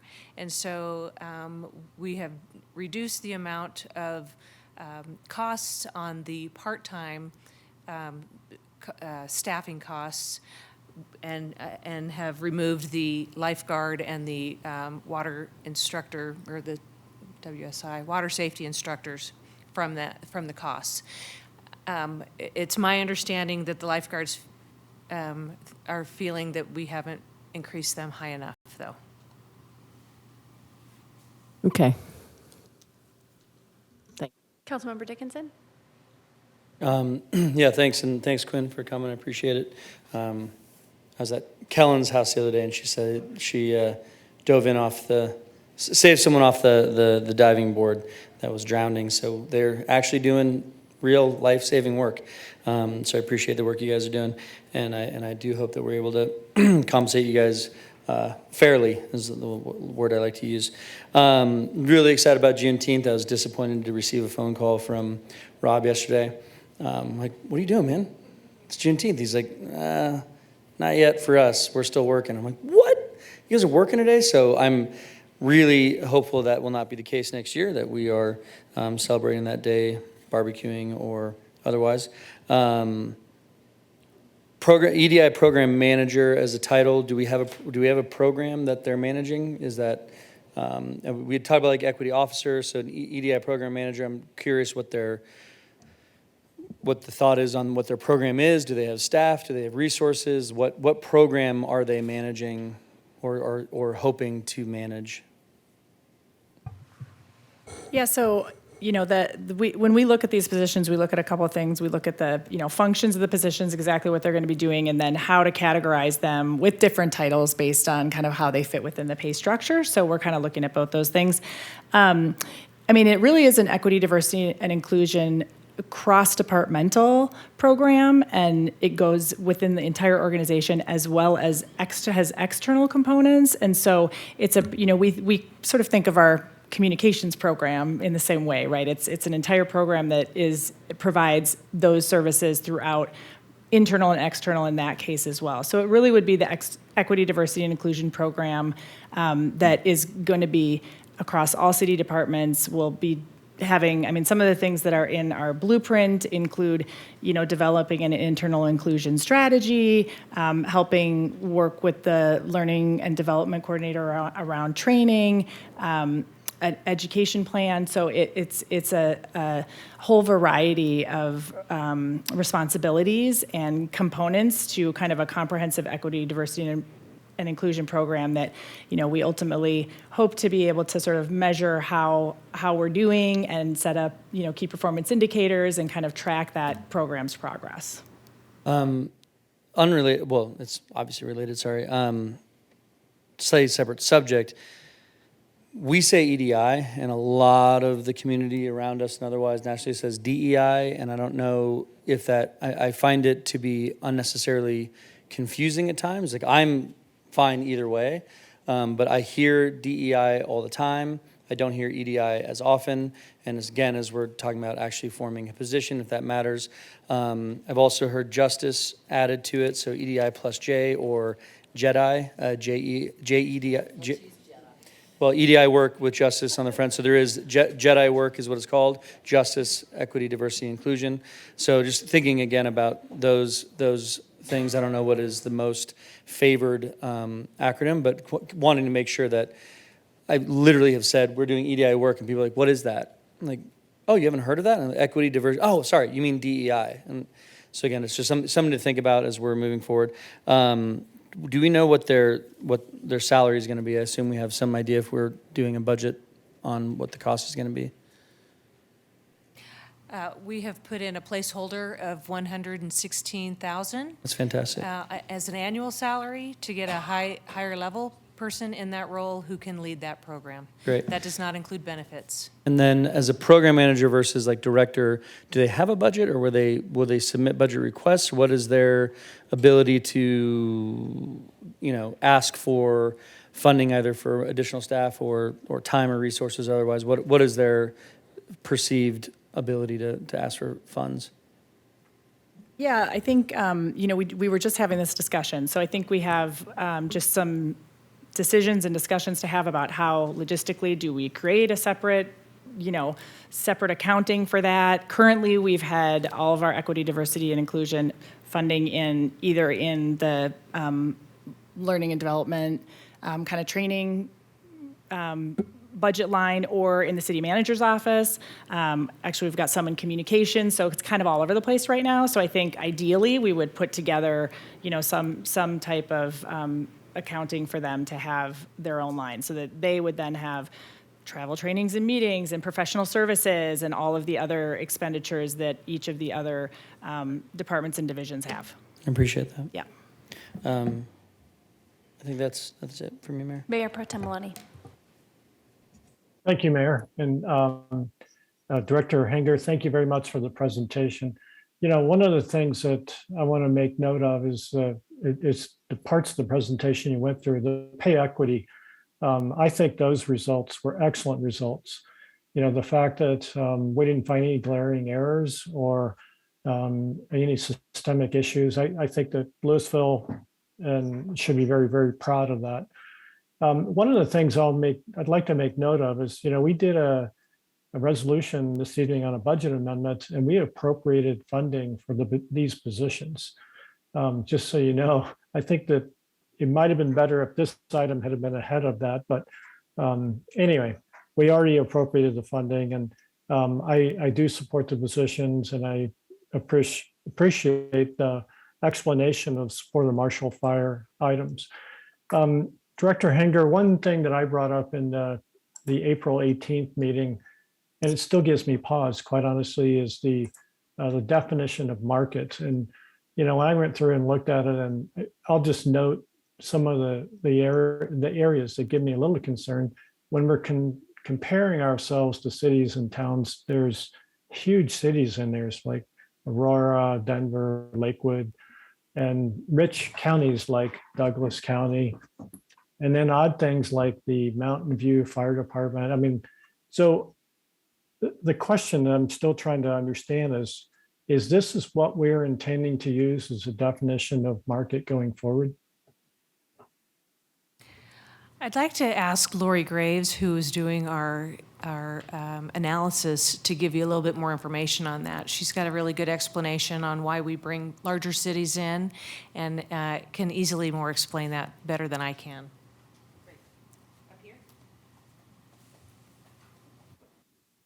All right, thank you for having me here this evening.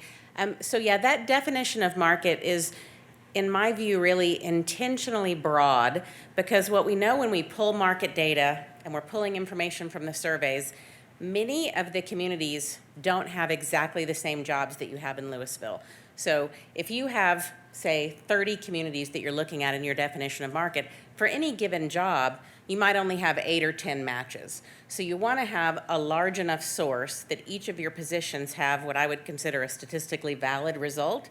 But we are aware that some of those cities are dramatically different in size and complexity. So the way we account for that, we generally don't look at revenue or funding sources. Ability to pay is not something we look at because we're really looking at market. But we understand there's a difference between a director level position within, say, the city of Denver that might have 85 positions in their downline from the same director level position that has 10 positions in their downline here. So when it comes to the higher level positions, we scope cut and adjust based on span and scope from those larger communities. We don't do that for entry level. We don't really do it at mid-level. We kind of begin that at manager and director level and above, because that's where we know those positions are really different, right? When you look at some of your more frontline kind of boots on the ground employees, you know, a utility technician is doing very similar work in a much larger community. There's just a lot more of them. But it is very different when you come to your overall director level. So we include them to have valid market data, and we scope cut where we see that's relevant. Okay, well, let me just give you a scenario just to make sure I understand this. So if we're talking about, I don't know, let's take the chief of police.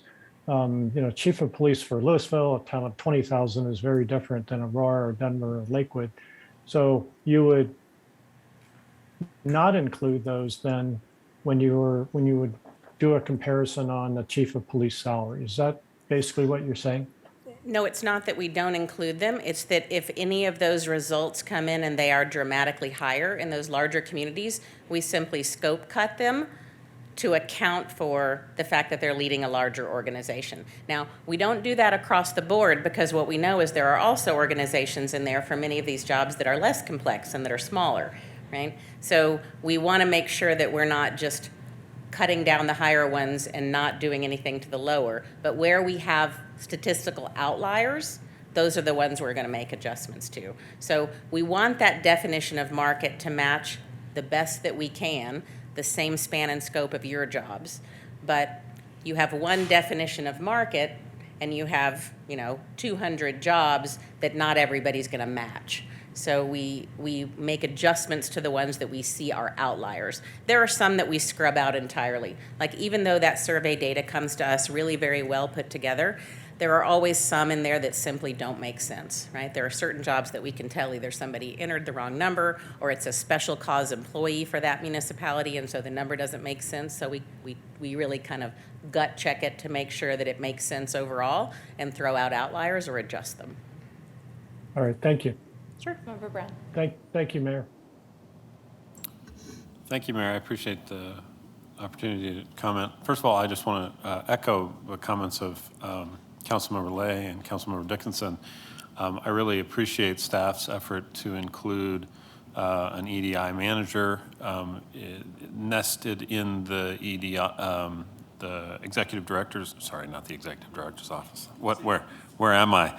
City manager's office. That's my day job, excuse me. There's an executive director in my day job. Excuse me. So I really want to just say how much I appreciate staff's commitment to this work over the last year and a half, and just encourage them to continue that. I'll be excited to see that particular person get hired. And I appreciate the efforts of our Human Resources Director to make sure that we are trying to be competitive with, and that we're bringing our staff up, with inflation, with a competitive job market that we have. It's incredibly important that we maintain a compensation policy and strategy that's going to retain our staff. The last thing, it's particularly concerning for me to hear from, members of our own staff who are seeing, pay rates in other cities that may not match. So I appreciate his comments today, and I appreciate the staff's commitment to this.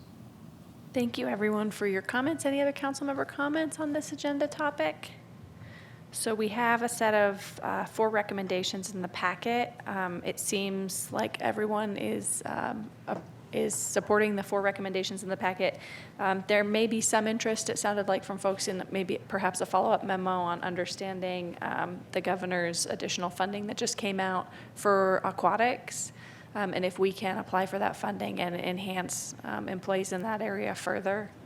So if we could have follow-up on that in addition to the 5 bullet points that are here. Were there any other recommendations council members wanted to see follow-up on beyond that? All right, so I move we support the staff recommendations with that one included update, which can be a memo. It doesn't have to be an agenda topic. I second that Excellent. motion. Any other discussion of the motion? All in favor, please say aye. Aye. Aye. Any opposed? Thank you, everyone. Thank you for the presentation. Next on our agenda this evening, we have discussion direction on planning commission meetings. And actually, it's 5 minutes till 8, and we've been trying to take just a brief recess at 8 for people to refill their coffee and do what they need to. So we'll be back at, it's 7:54. We'll be back at 8:03.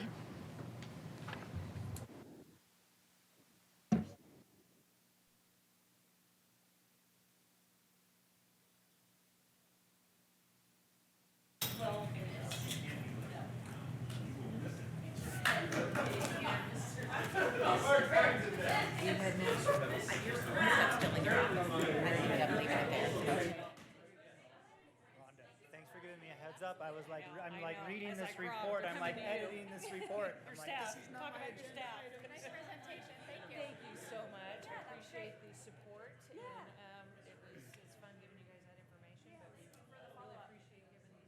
How's it going, Mark?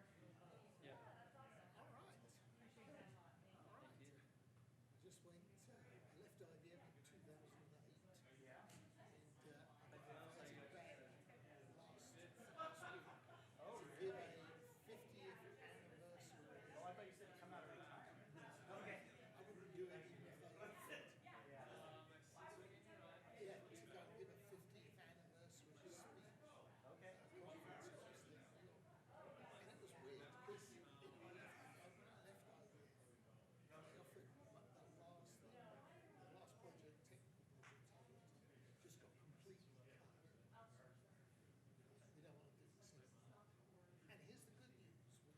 want to do the same. And here's the good news, we're going to promote you to VP, and you can go to Dubai through sales technical support. I said, no. No. So they told me I had 6 weeks to find another job, and I did somewhere else, but I didn't tell them. So I just waited. And it was weird because I hadn't realized how much, when it came to my last day after 23 years, my last day at IBM, they sent some manager I'd never seen before to collect my laptop and badge and asked me to leave the building. That was it. That was it. I was a distinguished engineer, a full-blown executive director at IBM, elected member of the executive team. And that was it. Because I worked in Austin, my department all in New York. I didn't get like a leaving card, like anything. And it never occurred to me at the time because I was like all excited. They actually announced my appointment to Dell in the New York Times. So I was in the New York Times. I went to the and they did a feature on me in Austin Monthly. So the IBM thing just finished. But it turns out that actually I was. Well, no, because I effectively turned down the job they offered. Okay. They riffed me. I just got laid off. So they can't do that. When you just get laid off. They can't put a non-compete. They can't do an NDA. I mean, they can try. They can pay you for it. But I didn't ask them to. I mean, I let the same thing happen to me at Dell 6 years later. When we were moving here. And when I left Dell, I gave a letter to my employment attorney and said, I'll agree to any terms and ask them for double the money. And I got double the money, which is why I've never been back to work. But what was really interesting about the Dell about the IBM thing is I was clearly still harboring. So I did my slides and stood up to do my presentation last week, and I got all emotional. It's just like, it was a lot of fun. I went from Denver to Cleveland. I had 2 days of appointments at the Rock and Roll Museum Archive. Okay. So I went on Amtrak. Then I went on Amtrak from Cleveland to Rochester. I had a day at the George Eastman Kodak Archive looking through stuff. And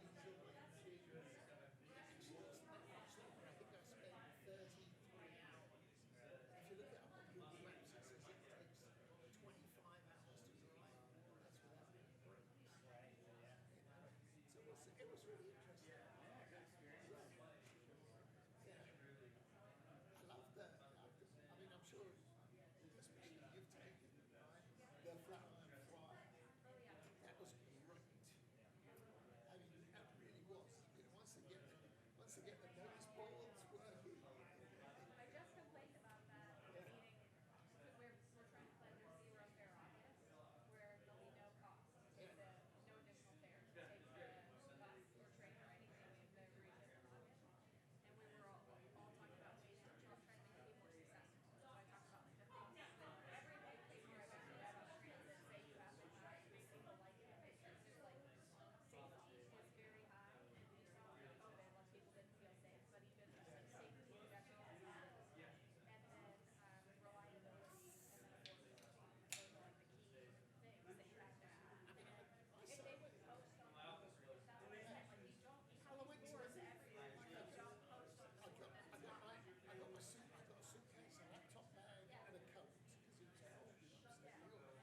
I'm like running. I've never been on a flight. I was like down the escalator, run up to the ticket desk, bought a ticket, told her where I wanted to go. I said, when's the next bus? She said, well, they run every 15 minutes. I said, when's the next bus? She said, they run every 15 minutes. So in other words, she didn't know. And there was no, and it turned out it was 2 minutes late, just got in. So I was just like, Also, I've been there and they have, I've I've had a misclassification. They don't show everything. They don't tell you. They're angry people. Yeah, you know. I mean, I'm still skeptical because I have never been, because they did it in Austin, they did a rapid. Yeah, but I mean, I'm still totally skeptical about that. I think we have every reason to be. For one, we didn't get it. And for two, it's really the pandemic when they are coming to Portland or Story, where Story goes to Story, they do driverless trains, they can't do You know, unless you we have every reason to be skeptical. unless you get bus rapid transit seriously, it just doesn't Or work. you actually dedicate the right of way and have platforms and Yeah, and you make it so. Well, you've got to do it in places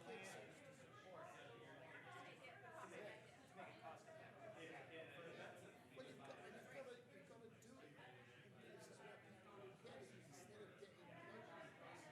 Because once you start adding connections, I think I've told you this before, but when I was in the Peace Corps years and years ago in Ghana, and the way the buses were there, is they would not leave full. So there was no space.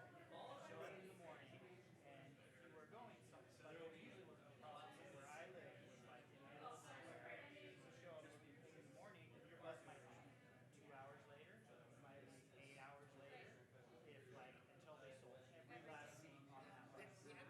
the Amtrak from Chicago was like that. It was totally jammed. There was no spare seat.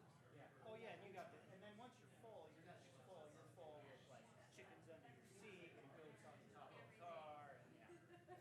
So I would have to start again. Yeah.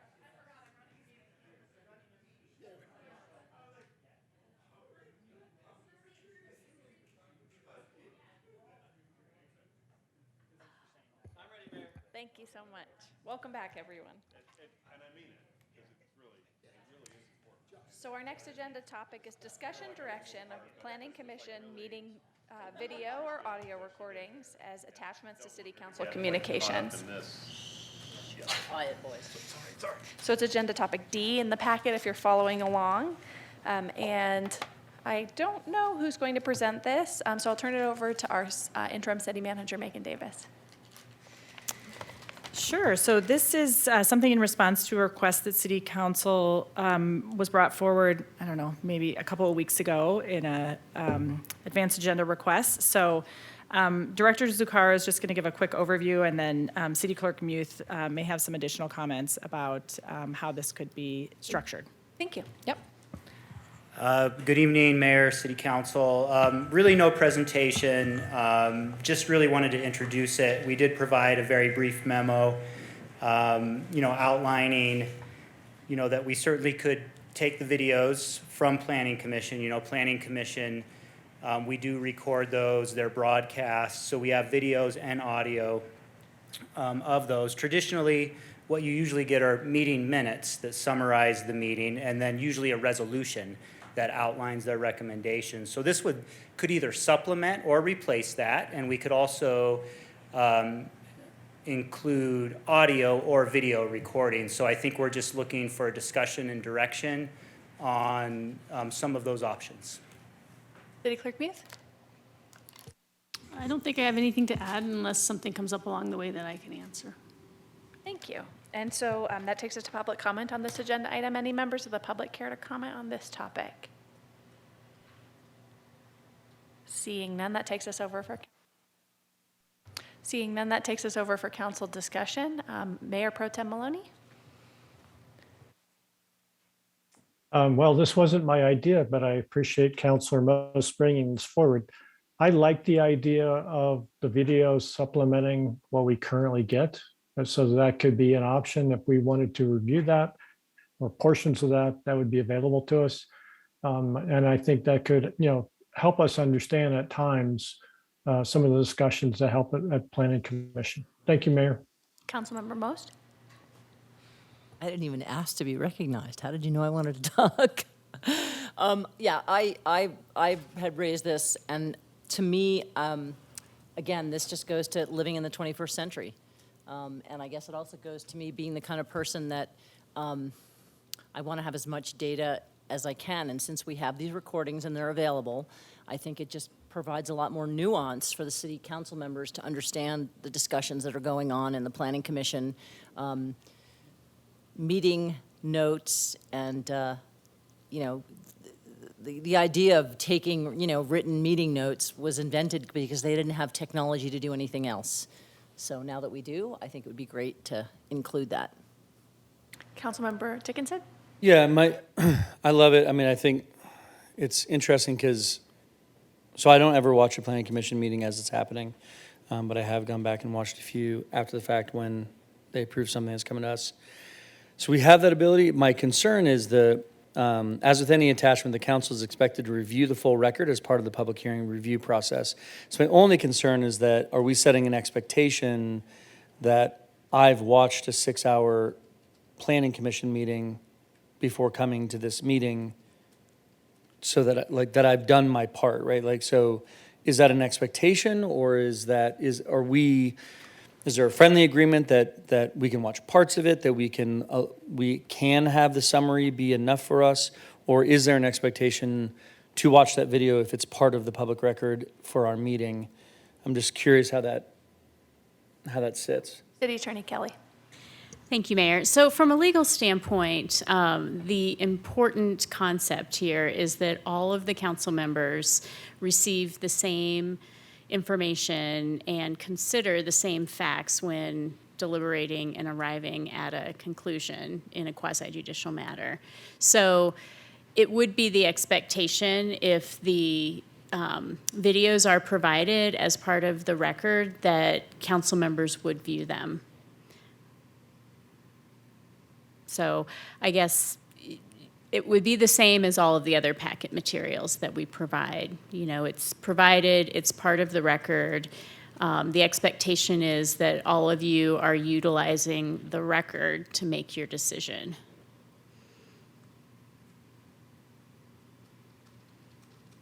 I'm just trying to not cut you off. I can't tell if you'd like to say more things or if you're just contemplating. Great. Councilmember Lay? I didn't have my hand up. Sorry, I saw a gesture. Councilmember Brown? Thank you, Mayor. I appreciate that. I really appreciate the suggestion by Councilmember Most. I'm very supportive of it. I think that we all review the record to the best of our abilities, and I will appreciate the additional context of the video recordings. So whether it's an audio recording or a video recording, I actually don't know that the video is that much more illustrative. Maybe it is, but I could be persuaded either way. So. Any other council discussion on the topic? Councilmember Lay?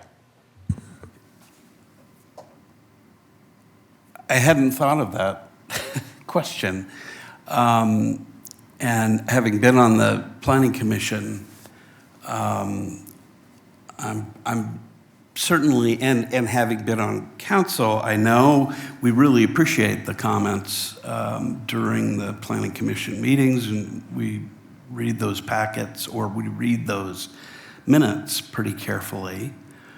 I appreciate the staff's indicating that a typical planning commission hearing takes between 45 minutes and 2 hours, and some complex cases taking 4+ hours to review. That's a lot. Because the planning, I guess I do have some concerns about whether we need to go and read, or whether we need to watch or be expected to watch the Planning Commission's full deliberation. And, that's a lot of extra time. I think it's important for us to be spending time on the packet. That's not the issue. The issue is, do we spend that time reviewing the discussions and the presentations, some of which are going to be duplicative, that the Planning Commission saw? And I'm not so sure I'm not sure I'm that comfortable with it now that the city attorney has clarified that. I think, the other side of it is, I appreciate that Councilmember Most brought this up, because I think sometimes it does help to go back and look at that presentation. I don't think there's anything is there anything right now that prohibits us from going back and looking at a video, even if it weren't part of the record that we're looking at? Well, if the quasi-judicial matter is still pending and you haven't taken your final action, then you should not review the Planning Commission video. It would be the same as attending the Planning Commission meeting, and you would be getting, facts and evidence that your fellow council members do not receive. Yeah, and I appreciate that also. So this really is substantively a change in the process. I mean, I think I'm not sure that's what Councilmember Most necessarily intended. I think she had, and it wasn't my understanding that that would be the case. But I don't know that I'm really think that that's the best use of my time, to go back and look at what another body, which is not elected but appointed, has to do. And I'm not frankly sure that if I was a planning commissioner or somebody who wanted to be on planning commission, that I would be terribly thrilled about having, doing something that essentially the council was going to watch the entire proceeding as a matter of evidence. They're not really creating the record. I mean, I'm thinking of the two different bodies. We've got a planning commission that's receiving an application that's going to be doing an important part of the process. But they come up with decisions, and there are minutes that summarize what the discussions are. And it seems to us, or it seems to me, they're not appealing some kind of ruling of the Planning Commission, or we're not in council. We're hearing the whole thing presented just as if it were presented to Planning Commission. We just have the benefit of their working all of that up. I think I'm not in favor of doing this. I got to tell you, I'm not, based on what I've just heard from the city manager or city attorney. I think it changes the process in a way that doesn't add to it, but it's going to add a lot to our workload. And I think, given we have a planning commission for a reason, and I don't think doubling up on that is really the best use of our time, especially as we're trying to get ready to rebuild the city. So I think I'm probably going to oppose that. Councilmember Most? Yeah, I just want to say, I guess I'm a little confused, because what we have in the record right now is notes that someone is taking of the Planning Commission deliberation. So what we're getting is, if it's a 4-hour deliberation, I'm assuming we're getting pages and pages and pages of notes that someone is taking, which to me then is part of the record that we are expected to read and digest. But that, from my perspective, is someone's interpretation of of the discourse in the Planning Commission. So then that's part of the record, and we're expected to review that. So I guess I'm just a little confused about, maybe we do this audio, I don't know, it could be audio or video. I agree with Councilmember Brown, I'm not too attached to either way, but it just seems like we're already including the deliberation in the packet. It's part of what we're doing. So if we don't think the Planning Commission deliberation should be part of the packet, maybe that's a whole nother conversation. My feeling is if it's going to be included, then we should have all the context. So I haven't spoken yet, and I'm just trying to get everybody's voice on the matter on, and then we'll go back through. I think it's a really good discussion.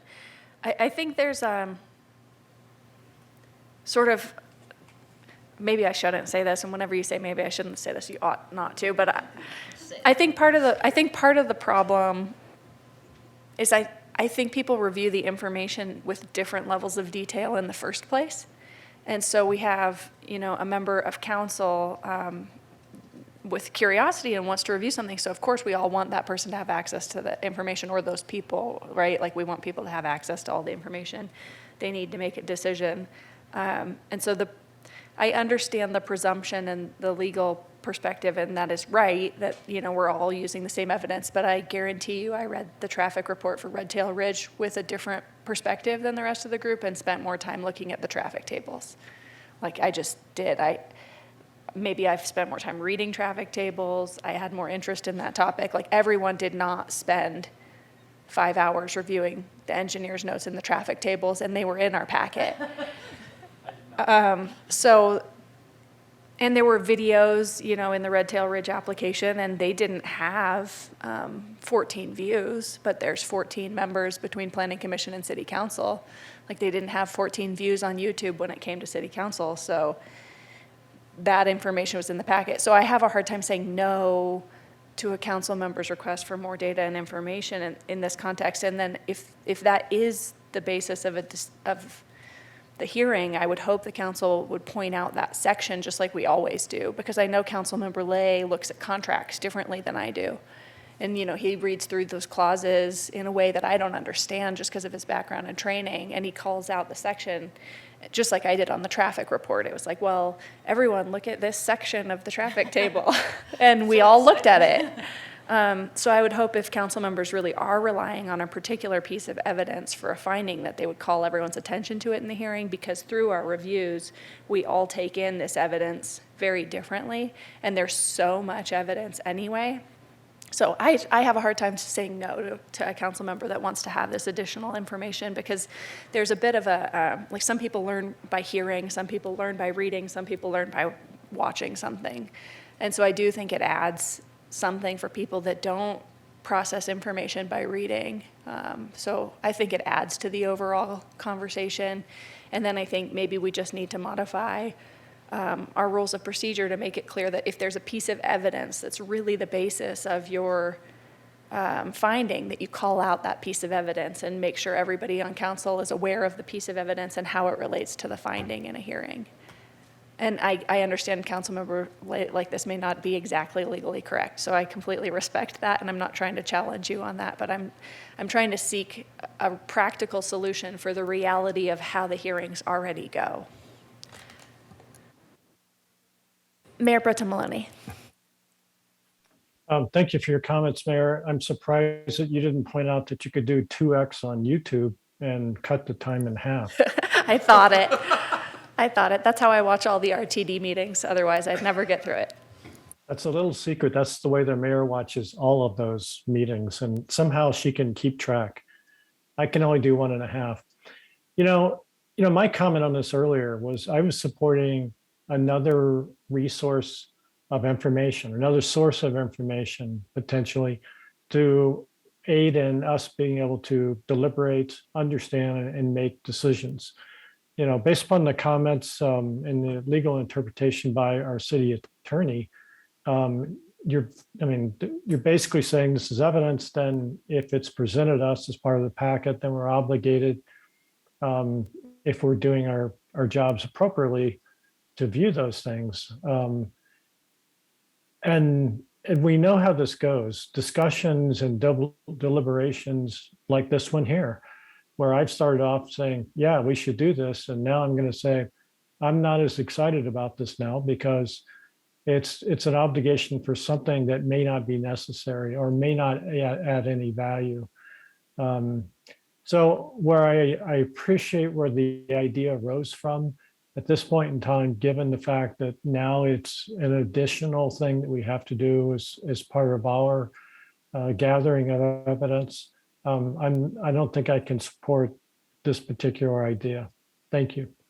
Councilmember Brown? Thank you, Mayor. I appreciate it. I just want to say that I don't think it changes the process at all. I actually don't think it changes any of the evidence at all. Because the same evidence and information is included in the minutes, but there's a different context, right? All of the discussion that we would be privy to in the minutes is included, or any of the discussion that you would see by watching it is included in the minutes. Now, why should we do it in the first place? It's because it's there is additional context. There are things that are maybe not quite represented in the same way.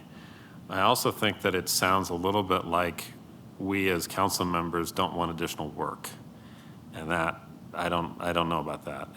I think that part of the challenge here is that it, based on some of what has been said this evening, it sounds a little bit like we don't value the discussions of the Planning Commission, and I certainly do. I think that we owe it to ourselves as part of evidence to consider their full deliberation, even minority opinions, and the different routes, right? The circuitous route that they may have taken, because it may bring additional considerations and things to light, as opposed to just their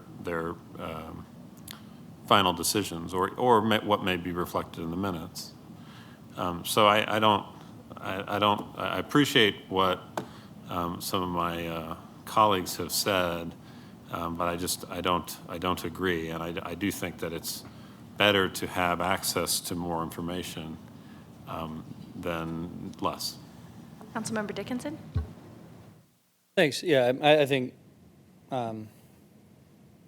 right, not speaking for others.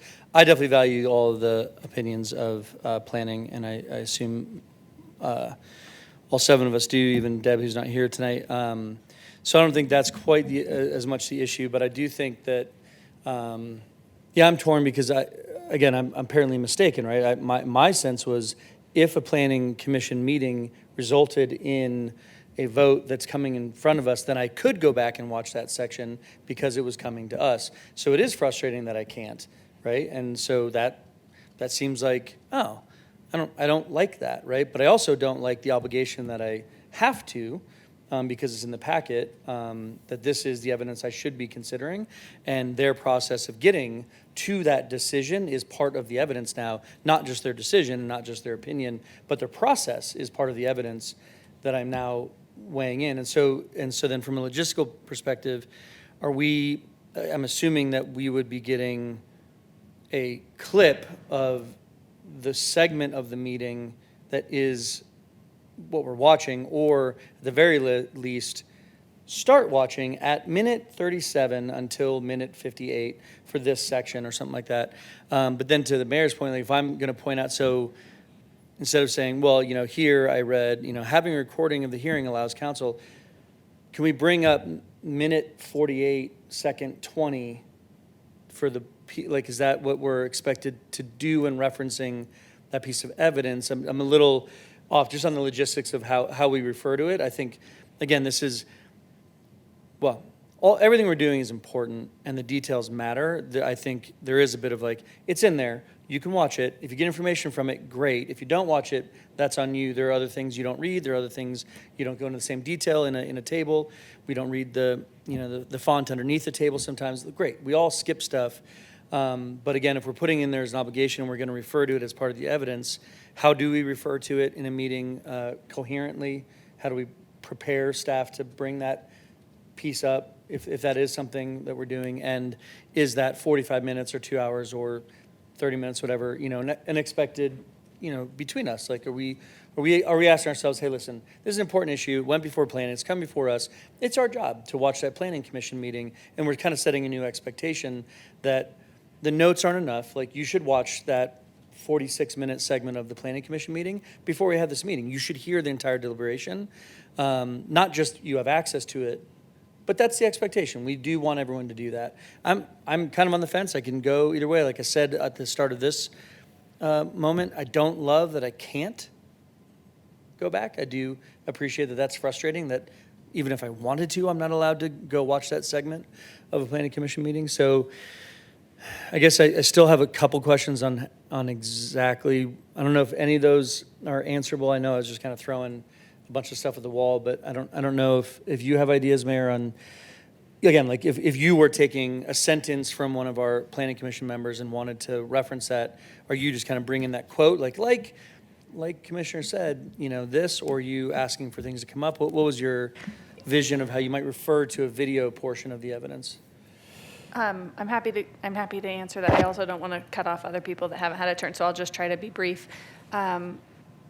So, I think that this is the easier portion of your questions that you asked to respond to. So, videos can be brought up pretty easily, and the way that that our system works, you can jump to a section of a meeting and just watch that section. And, you could say at hour 4, minute 28, Right. second 20, can we watch 10 seconds of that? And everyone could watch it together, right? Or Yeah. you could just say a quote.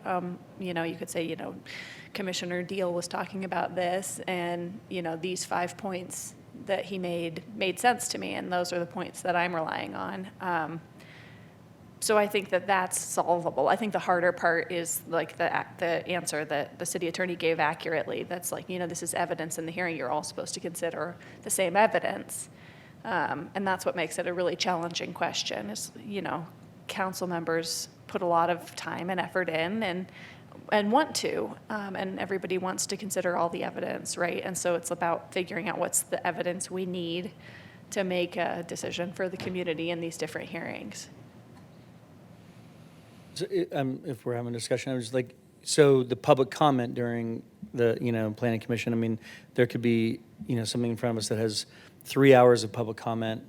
Again, I get so I'm probably not going to watch that. So is that a problem? That I'm probably not going to watch that public comment. And the fact that I can admit to that on the dais today before it's our new rule is maybe okay. But again, is that problematic that I'm not going to watch 3 hours of public comment and it is part of the evidence and I'm supposed to? Shoot. So everybody watching knows, you're talking about at planning commission, because there'll be public comment at city council. Of course, no. At the council meeting, I'll be here. Right. Earplugs out. Just wanted to clarify Yes. that. Yes. I understood what you meant, but I wanted to thank make you. I sure appreciate that. everybody did. Isn't that public meeting, aren't the public comments included are they included in the minutes or no? They are. So if there's 3 hours of public comments, there's going to be pages and pages and pages and pages of. So I'm just going to try to regain Yeah. order of the meeting for a second and let Councilmember Lay have a turn. Yeah, this is, it raises a lot of interesting questions, and my puzzlement, not puzzlement, just sort of the knitting of my brow is more that this is a fairly significant change. And let me try to explain, I guess, why I'm concerned. First of all, I think that we have to assume that if we put a requirement on to review or that we're adding material to the packet, then we can assume and should that that's going to take extra time, period. Not assuming that, well, some people are going to look at it, some aren't. even though that's probably, people look more closely at other things, but I don't think we should assume that we won't be spending the time, even at 2x the speed, looking at that. So that is important, because that is time that we could spend doing other things for council. That's time we would probably spend doing other things for council. So, because we would be adding this requirement. So I don't think it's like we're gonna end up doing somehow just the same amount of work after we add this. And I think the other piece is just sort of what is, Planning Commission is there not as a representative body. They're there as appointed by council to hear evidence in a quasi-judicial proceeding and make a decision as to whether, in the first instance, the criteria are met or the decision is appropriate. I don't like referring to minutes as notes. They're not, that is technically, I suppose, what that they're intended to do. But I mean, we have a clerk who's skilled in doing it. It's not just somebody randomly sketching out notes. But it's somebody who's taken the time to understand and has the training to know what to include and not to include. So I don't think it's just simply that we suddenly don't have faith in the validity or the comprehensiveness of the minutes. At least that's not my view. I guess the other piece is that what is the extra evidence that we're talking about? And is it worth it for council to have to consider it? The extra evidence is, I suppose, if you think about it, is the deliberations of, primarily, the deliberations of the Planning Commission. The deliberations of the Planning Commission are summarized in the minutes. I don't think I think I understand that it could be kind of interesting at times to watch what they say and see if it's different than what's on the document that they're summarized. That's the minutes, but that's not really the focus. We have a duty to listen to the evidence that's presented before us, and I don't know whether elevating the verbal presentation that's already in the minutes from the Planning Commission is really worth the extra time that it is necessarily going to put on the council. And it's not a matter of not wanting to do the work. We're doing plenty of work, and we've got plenty of work to do. I don't think it's a matter of that. It's just like, what do we get out of that we don't already have? It's watching another proceeding. And if we're going to watch another proceeding, then what are we going to do about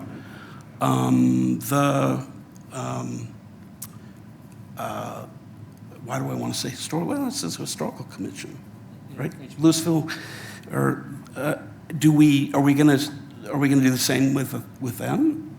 I mean, I think it's really important when we put people on those commissions that they do their work.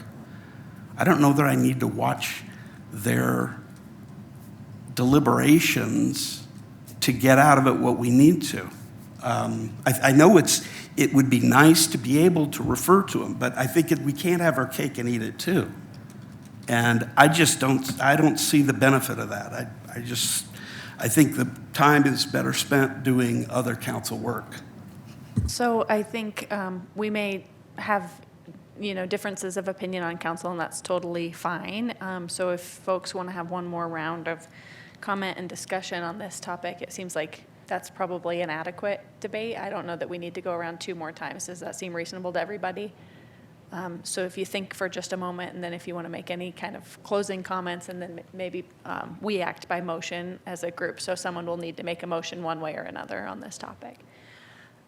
So have people had a moment to think of their thoughts? Councilmember Most. So I just want to say, I appreciate what you're saying, Councilmember Lay, but I don't process information the same way that you do. And so when you say, I don't think we need this because we have enough information, when I read minutes, I don't get anything out of it. I just don't process information that way. I process information visually, and I process information auditorially. Is that the right word? Thank you. So I understand what you're saying, and I understand for you it may not be any additional value for you personally, but for me personally, it's a tremendous amount of value because I just can absorb information. You know, I'm looking at some of the older packets that we had. We had 800-page packets, 1,000-page packets. You know, from my perspective, absorbing that information, you know, visually or, you know, auditorially is going to be way more effective and way more efficient for me personally. So I completely respect what you're saying, and I understand, you know, how you see it from your perspective. But from my perspective, it's you know, it's just really invaluable and way more efficient. And, you know, I would struggle to really get any meaning because I have done it over the minutes. I just don't really absorb it. So just, you know, it's just a different way of processing information. Any other council members have any other comments? Councilmember Dickinson. Could we potentially stuff envelopes while watching planning commission meetings? Because I feel like we could kill two birds with one stone. No offense to birds. Birds aren't real. That was a joke. The birds part. I think I'm swayed by Maxine's last comment in just that I sort of agree with both of you. I don't think it's necessary. I think we have enough. I think we can get what we need from the conversation. But I do appreciate your perspective on you know, what allows you to get information. And part of it too is thinking my comment about watching the public comment potentially for 3 hours on a contentious issue, and also having a packet that contains the minute meetings with public comment. And I'm probably not going to read both. But I might read and you might watch, or I might watch and you might read, or you might do both, whatever. So the fact that it's all out there, I think there's maybe some norm setting, Mayor, that we need to continue to go through in that, like respecting people's process, and that, again, I also think of like, you like graphs a lot. I do too. Like, so when we get, you know, Finance Committee notes and we're looking through, like, I will skip to the graph to get a really good understanding of it, maybe go back up to the paragraph again to read about it, but I love the visual that the graph presents, right? And so we kind of jump back and forth between different things. So I think that ability to take in the same information multiple ways is maybe not as burdensome, I think, as long as you've taken in that information, Councilmember Lay, and that I've taken in the information. I might do it through the packet, I might do it through the link, and I'm not necessarily obligated to do both. Makes me more comfortable that I think that would, am I obligated to do both? Son of. So what I'll say is that it's never been a requirement of a elected or appointed official sitting in a quasi-judicial capacity to certify to the extent that they have reviewed the record. You know, I'll just say that from a legal standpoint, it's important that each of you base your decision on the same body of evidence. And that's what we're trying to get to here, is just to put you all in the same position. I think to the extent that you all taking it in different ways leads to more robust deliberations, that's great. I'm all for having more deliberations on the evidence. It always makes it easier to defend a decision when it's very thoughtfully presented by, you know, references to pieces of the evidence that were important to each of you.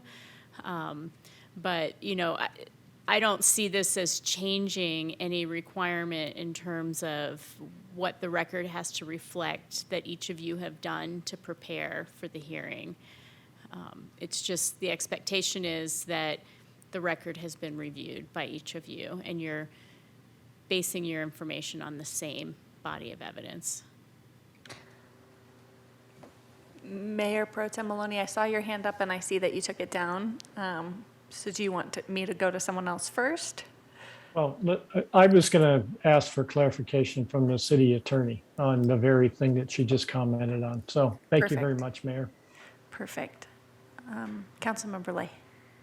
Yeah, just to try to clarify, because I appreciate the point that Councilmember Most is making about the differences in how people process information. It is actually a potential issue with the way we do business generally, right?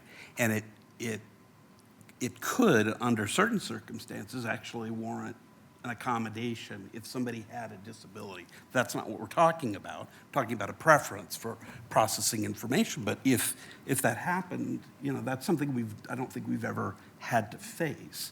But I do appreciate it. I think it's the thing that caught me up short is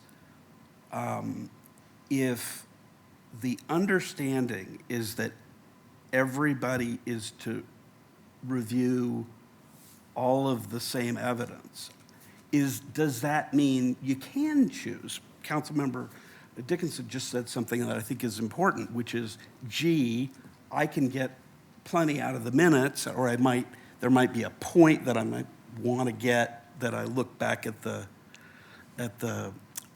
tape, but if I get, you know, if you spend time, you don't have to spend time doing both.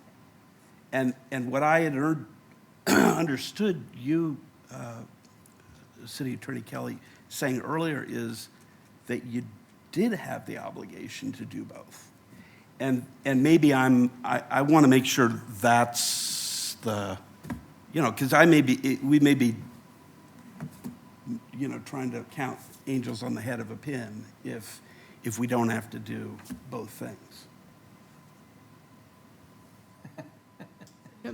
Thank you. Well, what I said was that the expectation, and I think there's an important difference between expectation and obligation. Obligation to me infers that there's some way that expectation is enforced, but it is all in the service of providing a fair quasi-judicial hearing, providing applicants due process, that each of you come to the hearing having received the same packet materials, that there is an expectation that you've reviewed the packet materials, and that you're all present and paying attention during the in-person or live testimony that's given during the hearing. So, you know, I guess you could say then you have an obligation to listen carefully to everyone also, but I think it's really more of an expectation, because that's what we do in service of providing a fair process. That's a distinction that's helpful. I think that makes a little bit difference to me in how we think about this. One question that we haven't really talked about is, do any other municipalities do what we're thinking about doing tonight? It looks like Director Zaccaro may want to weigh in. By default, I will just weigh in and see. I don't think any of us have done that research. I don't know if City Clerk Muth has done that research. No, nobody's really looked into that. The only boards we record here at all are the ones that we broadcast, so historic preservation, planning, and this body. All right, so I think everyone has had a chance to say their final piece on this topic. Would anyone care to make a motion? Sure. Councilmember Dickinson. So there's not an ordinance or You'd just be making number, a but- motion around some direction to give staff. So I would move that we direct staff to include a link to the Planning Commission meeting videos or audio recordings in our council communications, that we have the ability to review those. I will second that motion. I'm just debating in my head whether I ask for any discussion of the motion. Is there any clarification needed on the motion that we've discussed? All right, City Clerk Muth, did you want to clarify something? I guess we have one question. whether if this is a requirement, because there are two sections of the code that would then have to be amended to include that. Can you just elaborate a little bit on what you're asking about? Title 16 and Title 17 both have sections about how the land use cases are presented to city council, and they mention minutes, they don't mention videos. So I don't think the videos would replace the minutes. We would still have the minutes included, so we'd still be meeting the code obligation. We can research, if a code amendment needs to come back, we can bring one back to support the direction. Okay. Is everyone clear on the motion? All those in favor, please say aye. Aye. Any opposed? Thank you, everyone. The motion carries. And our next topic of discussion this evening is Resolution Number 32, Series 2022, a resolution approving a planned unit development to allow construction of a 15,597 square foot flex industrial building at 602 Taylor Avenue, and staff requests a continuance. Mayor Pro Tem Maloney and I had a conversation earlier today about perhaps continuing it to the 12th instead of the 5th, so that we don't have to have a meeting on the 5th, the day after 4th of July. Because currently this is the only thing on the agenda. We do have some consent items that have been added to the 5th. Would there be a problem moving them to the 12th? I don't believe Okay. so. I'd have to ask, but. Isn't the 12th the special meeting for discussion of the building code issues? So I don't think we have a regular agenda on the 12th, is that correct? Well, we would make the 12th the regular meeting, because we Okay. have to have 2 regular meetings each month. So I guess council discussion before we continue this to the 5th. Do council members want to make the 12th the special meeting and have the 5th off, or just go ahead on the 5th? Mayor Pro Tem Maloney. I would suggest we meet on the 12th and handle whatever items we need to as a regular meeting. And that could include the building codes and could include 602 Taylor PUD. So that's my opinion. Any Mayor other Stolzman, Councilmember Fahey has joined the meeting and has her hand up in the audience. Excellent. Councilmember Fahey. We missed you. Where are you? There you are. Came back as a, I know Councilmember Fahey has been attending Colorado Municipal League on our behalf, and we were just talking about continuing resolution number 32 and just trying to select a date. Did you want to weigh in on that? I would echo Mayor Pro Tem's recommendation that we move everything to the 12th that can be moved and just make that a regular meeting. Okay, and we'll call it a special meeting because that's what we do when we it move. needs to be a regular Okay. meeting. Oh. We need 2 regular meetings per month. Thank you. So we will move, so we'll need to make a motion at the end of the meeting to accomplish that. But for now, when someone makes a motion on this, if you could just say July 12th instead of July 5th when you make a motion to continue, that would be great. Is there someone who would make a motion? Mayor Pro Tem Maloney. You checking to see if I'm awake. I'd like to make a motion to continue resolution number 32, series 2022 to July 12th, 2022. Is there a second? I'll second. Thank you, Councilmember Fahey. Any discussion of the continuance? Mayor, I'm sorry, but if we could add to 6 o'clock At PM, that'll 6 p.m. or preserve after. the notice. Mayor Pro Tem Maloney, are you okay with the friendly Yes. amendment? Thank Councilmember you very Fahey? much, City Attorney. Yes, thank you. Perfect. So we will be continuing that to 6 p.m. on the 12th. Okay. Any discussion? All those in favor, please say aye. Aye. Aye. Any opposed? Thank you, everyone. That takes us to our city attorney's report. I have no report this evening. Thanks. Thank you. That takes us to council comments, committee reports, and identification of future agenda items. So first, I'll move that we make July 12th a regular meeting. Second? All those in favor, please say aye. Aye. Aye. Any opposed? Thank you, everyone. And then just on future agenda items. So earlier in the year, I added the energy code updates and hoped that we would have it in June or July, but my understanding is that the ordinance won't be ready in July, so I don't personally see a point of having a discussion without the ordinance in front of us for debate and consideration. So when I looked at the advanced agenda, I saw that that's coming later in the fall. and my understanding that we don't have the data back that council members asked for, and the ordinance won't be in the packet.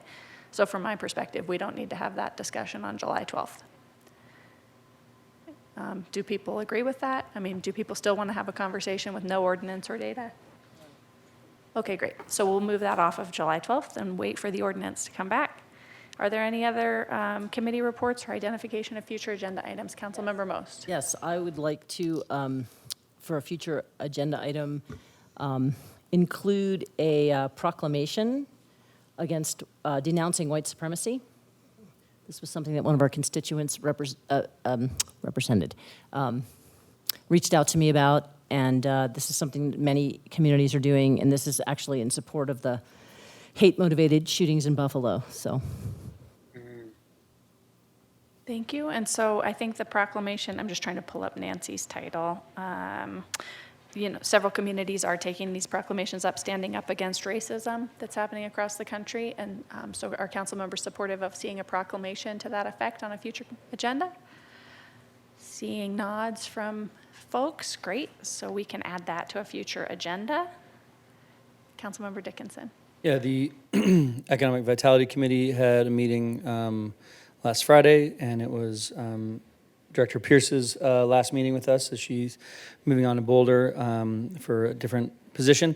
And it was a really good meeting, but I just wanted to also just recognize the work that Megan did in the 2.5 years that she was here. And, I think we have a really nice Economic Vitality Strategic Plan that has been laid out by the EVC and by that director. And I think a lot of good work was done through COVID and through the wildfire and through her onboarding process, all very intense. And just wish Megan Pierce well. And it was really wonderful working with her for 2.5 years. And we are currently planning on postponing or canceling the July meeting, both with council sort of being off for a little while and staff being off for a little bit and the turnover there and all those different things. So our next EVC meeting will be in August.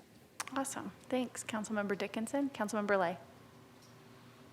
Yes, the Louisville Revitalization Commission met a couple of weeks ago to talk a little bit about the future and envisioning, along with a consulting group, and we're meeting with council on the 28th. I hope that people will be able to join that, and I encourage the public to come in as well.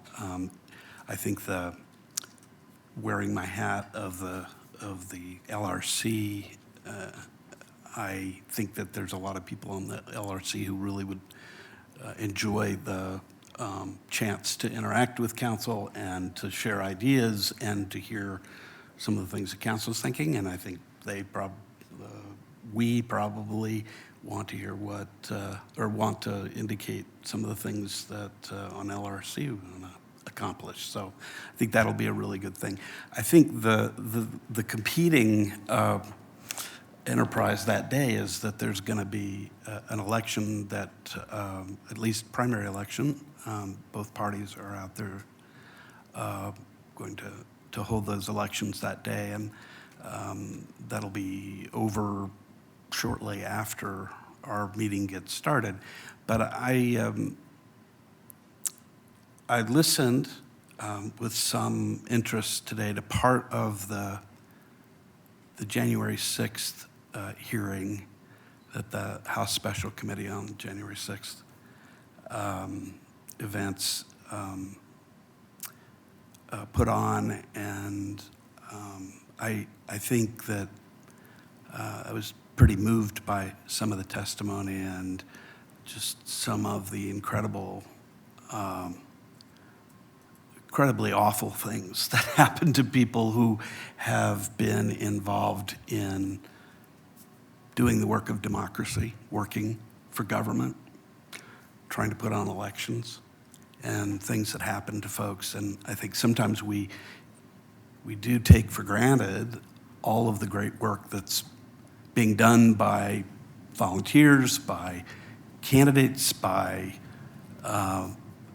county clerks and clerks across the country.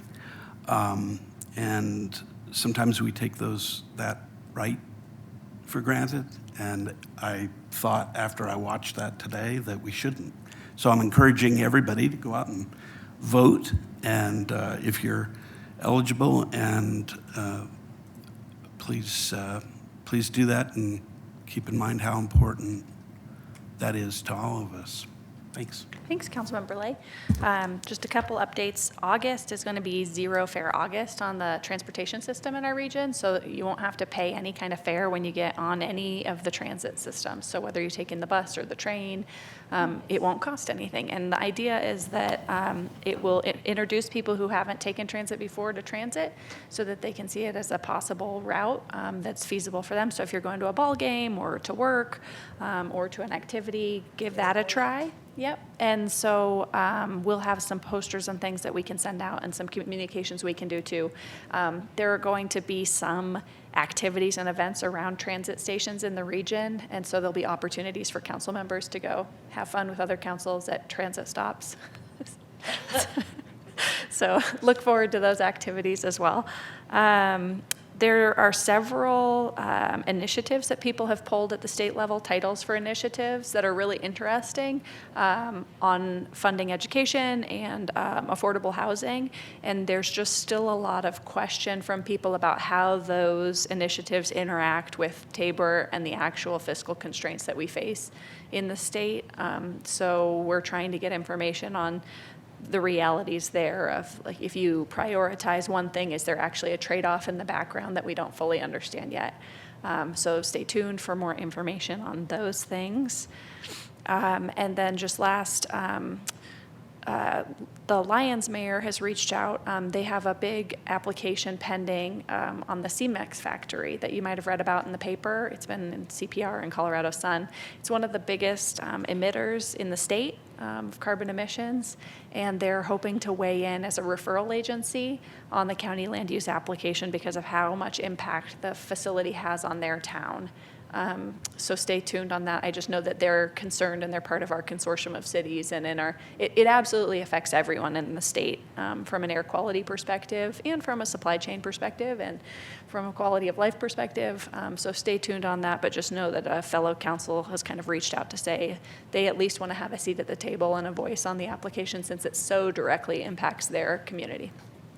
That's all I have. Other council, future agenda items or updates? Councilmember Fahey has her hand up. Oh, Councilmember Fahey. Sorry, I'm still getting used to this new system. Thank you, Mayor. I just wanted to mention, I'm sorry, first of all, for missing the first portion of the meeting. I am at the community or Colorado Municipal League conference up in Breckenridge, which is lovely. I'm learning a lot already, and it hasn't even officially started yet. But I wanted to make sure that something was mentioned. I'm representing Commuting Solutions here about Bike to Work Day. I'm not going to be in town for that, so I just want to make sure that everyone is aware that it's happening, that it's wonderful events, and please all participate. Bike to Work Day is tomorrow. Yes. So everyone can bike to work. Thank you. There are quite a few stations in Louisville set up, so even if you work from home, it's worth your time to bike to some of the stations. It's fantastic. Any other council updates? All right, seeing none, thank you, everyone. We're adjourned.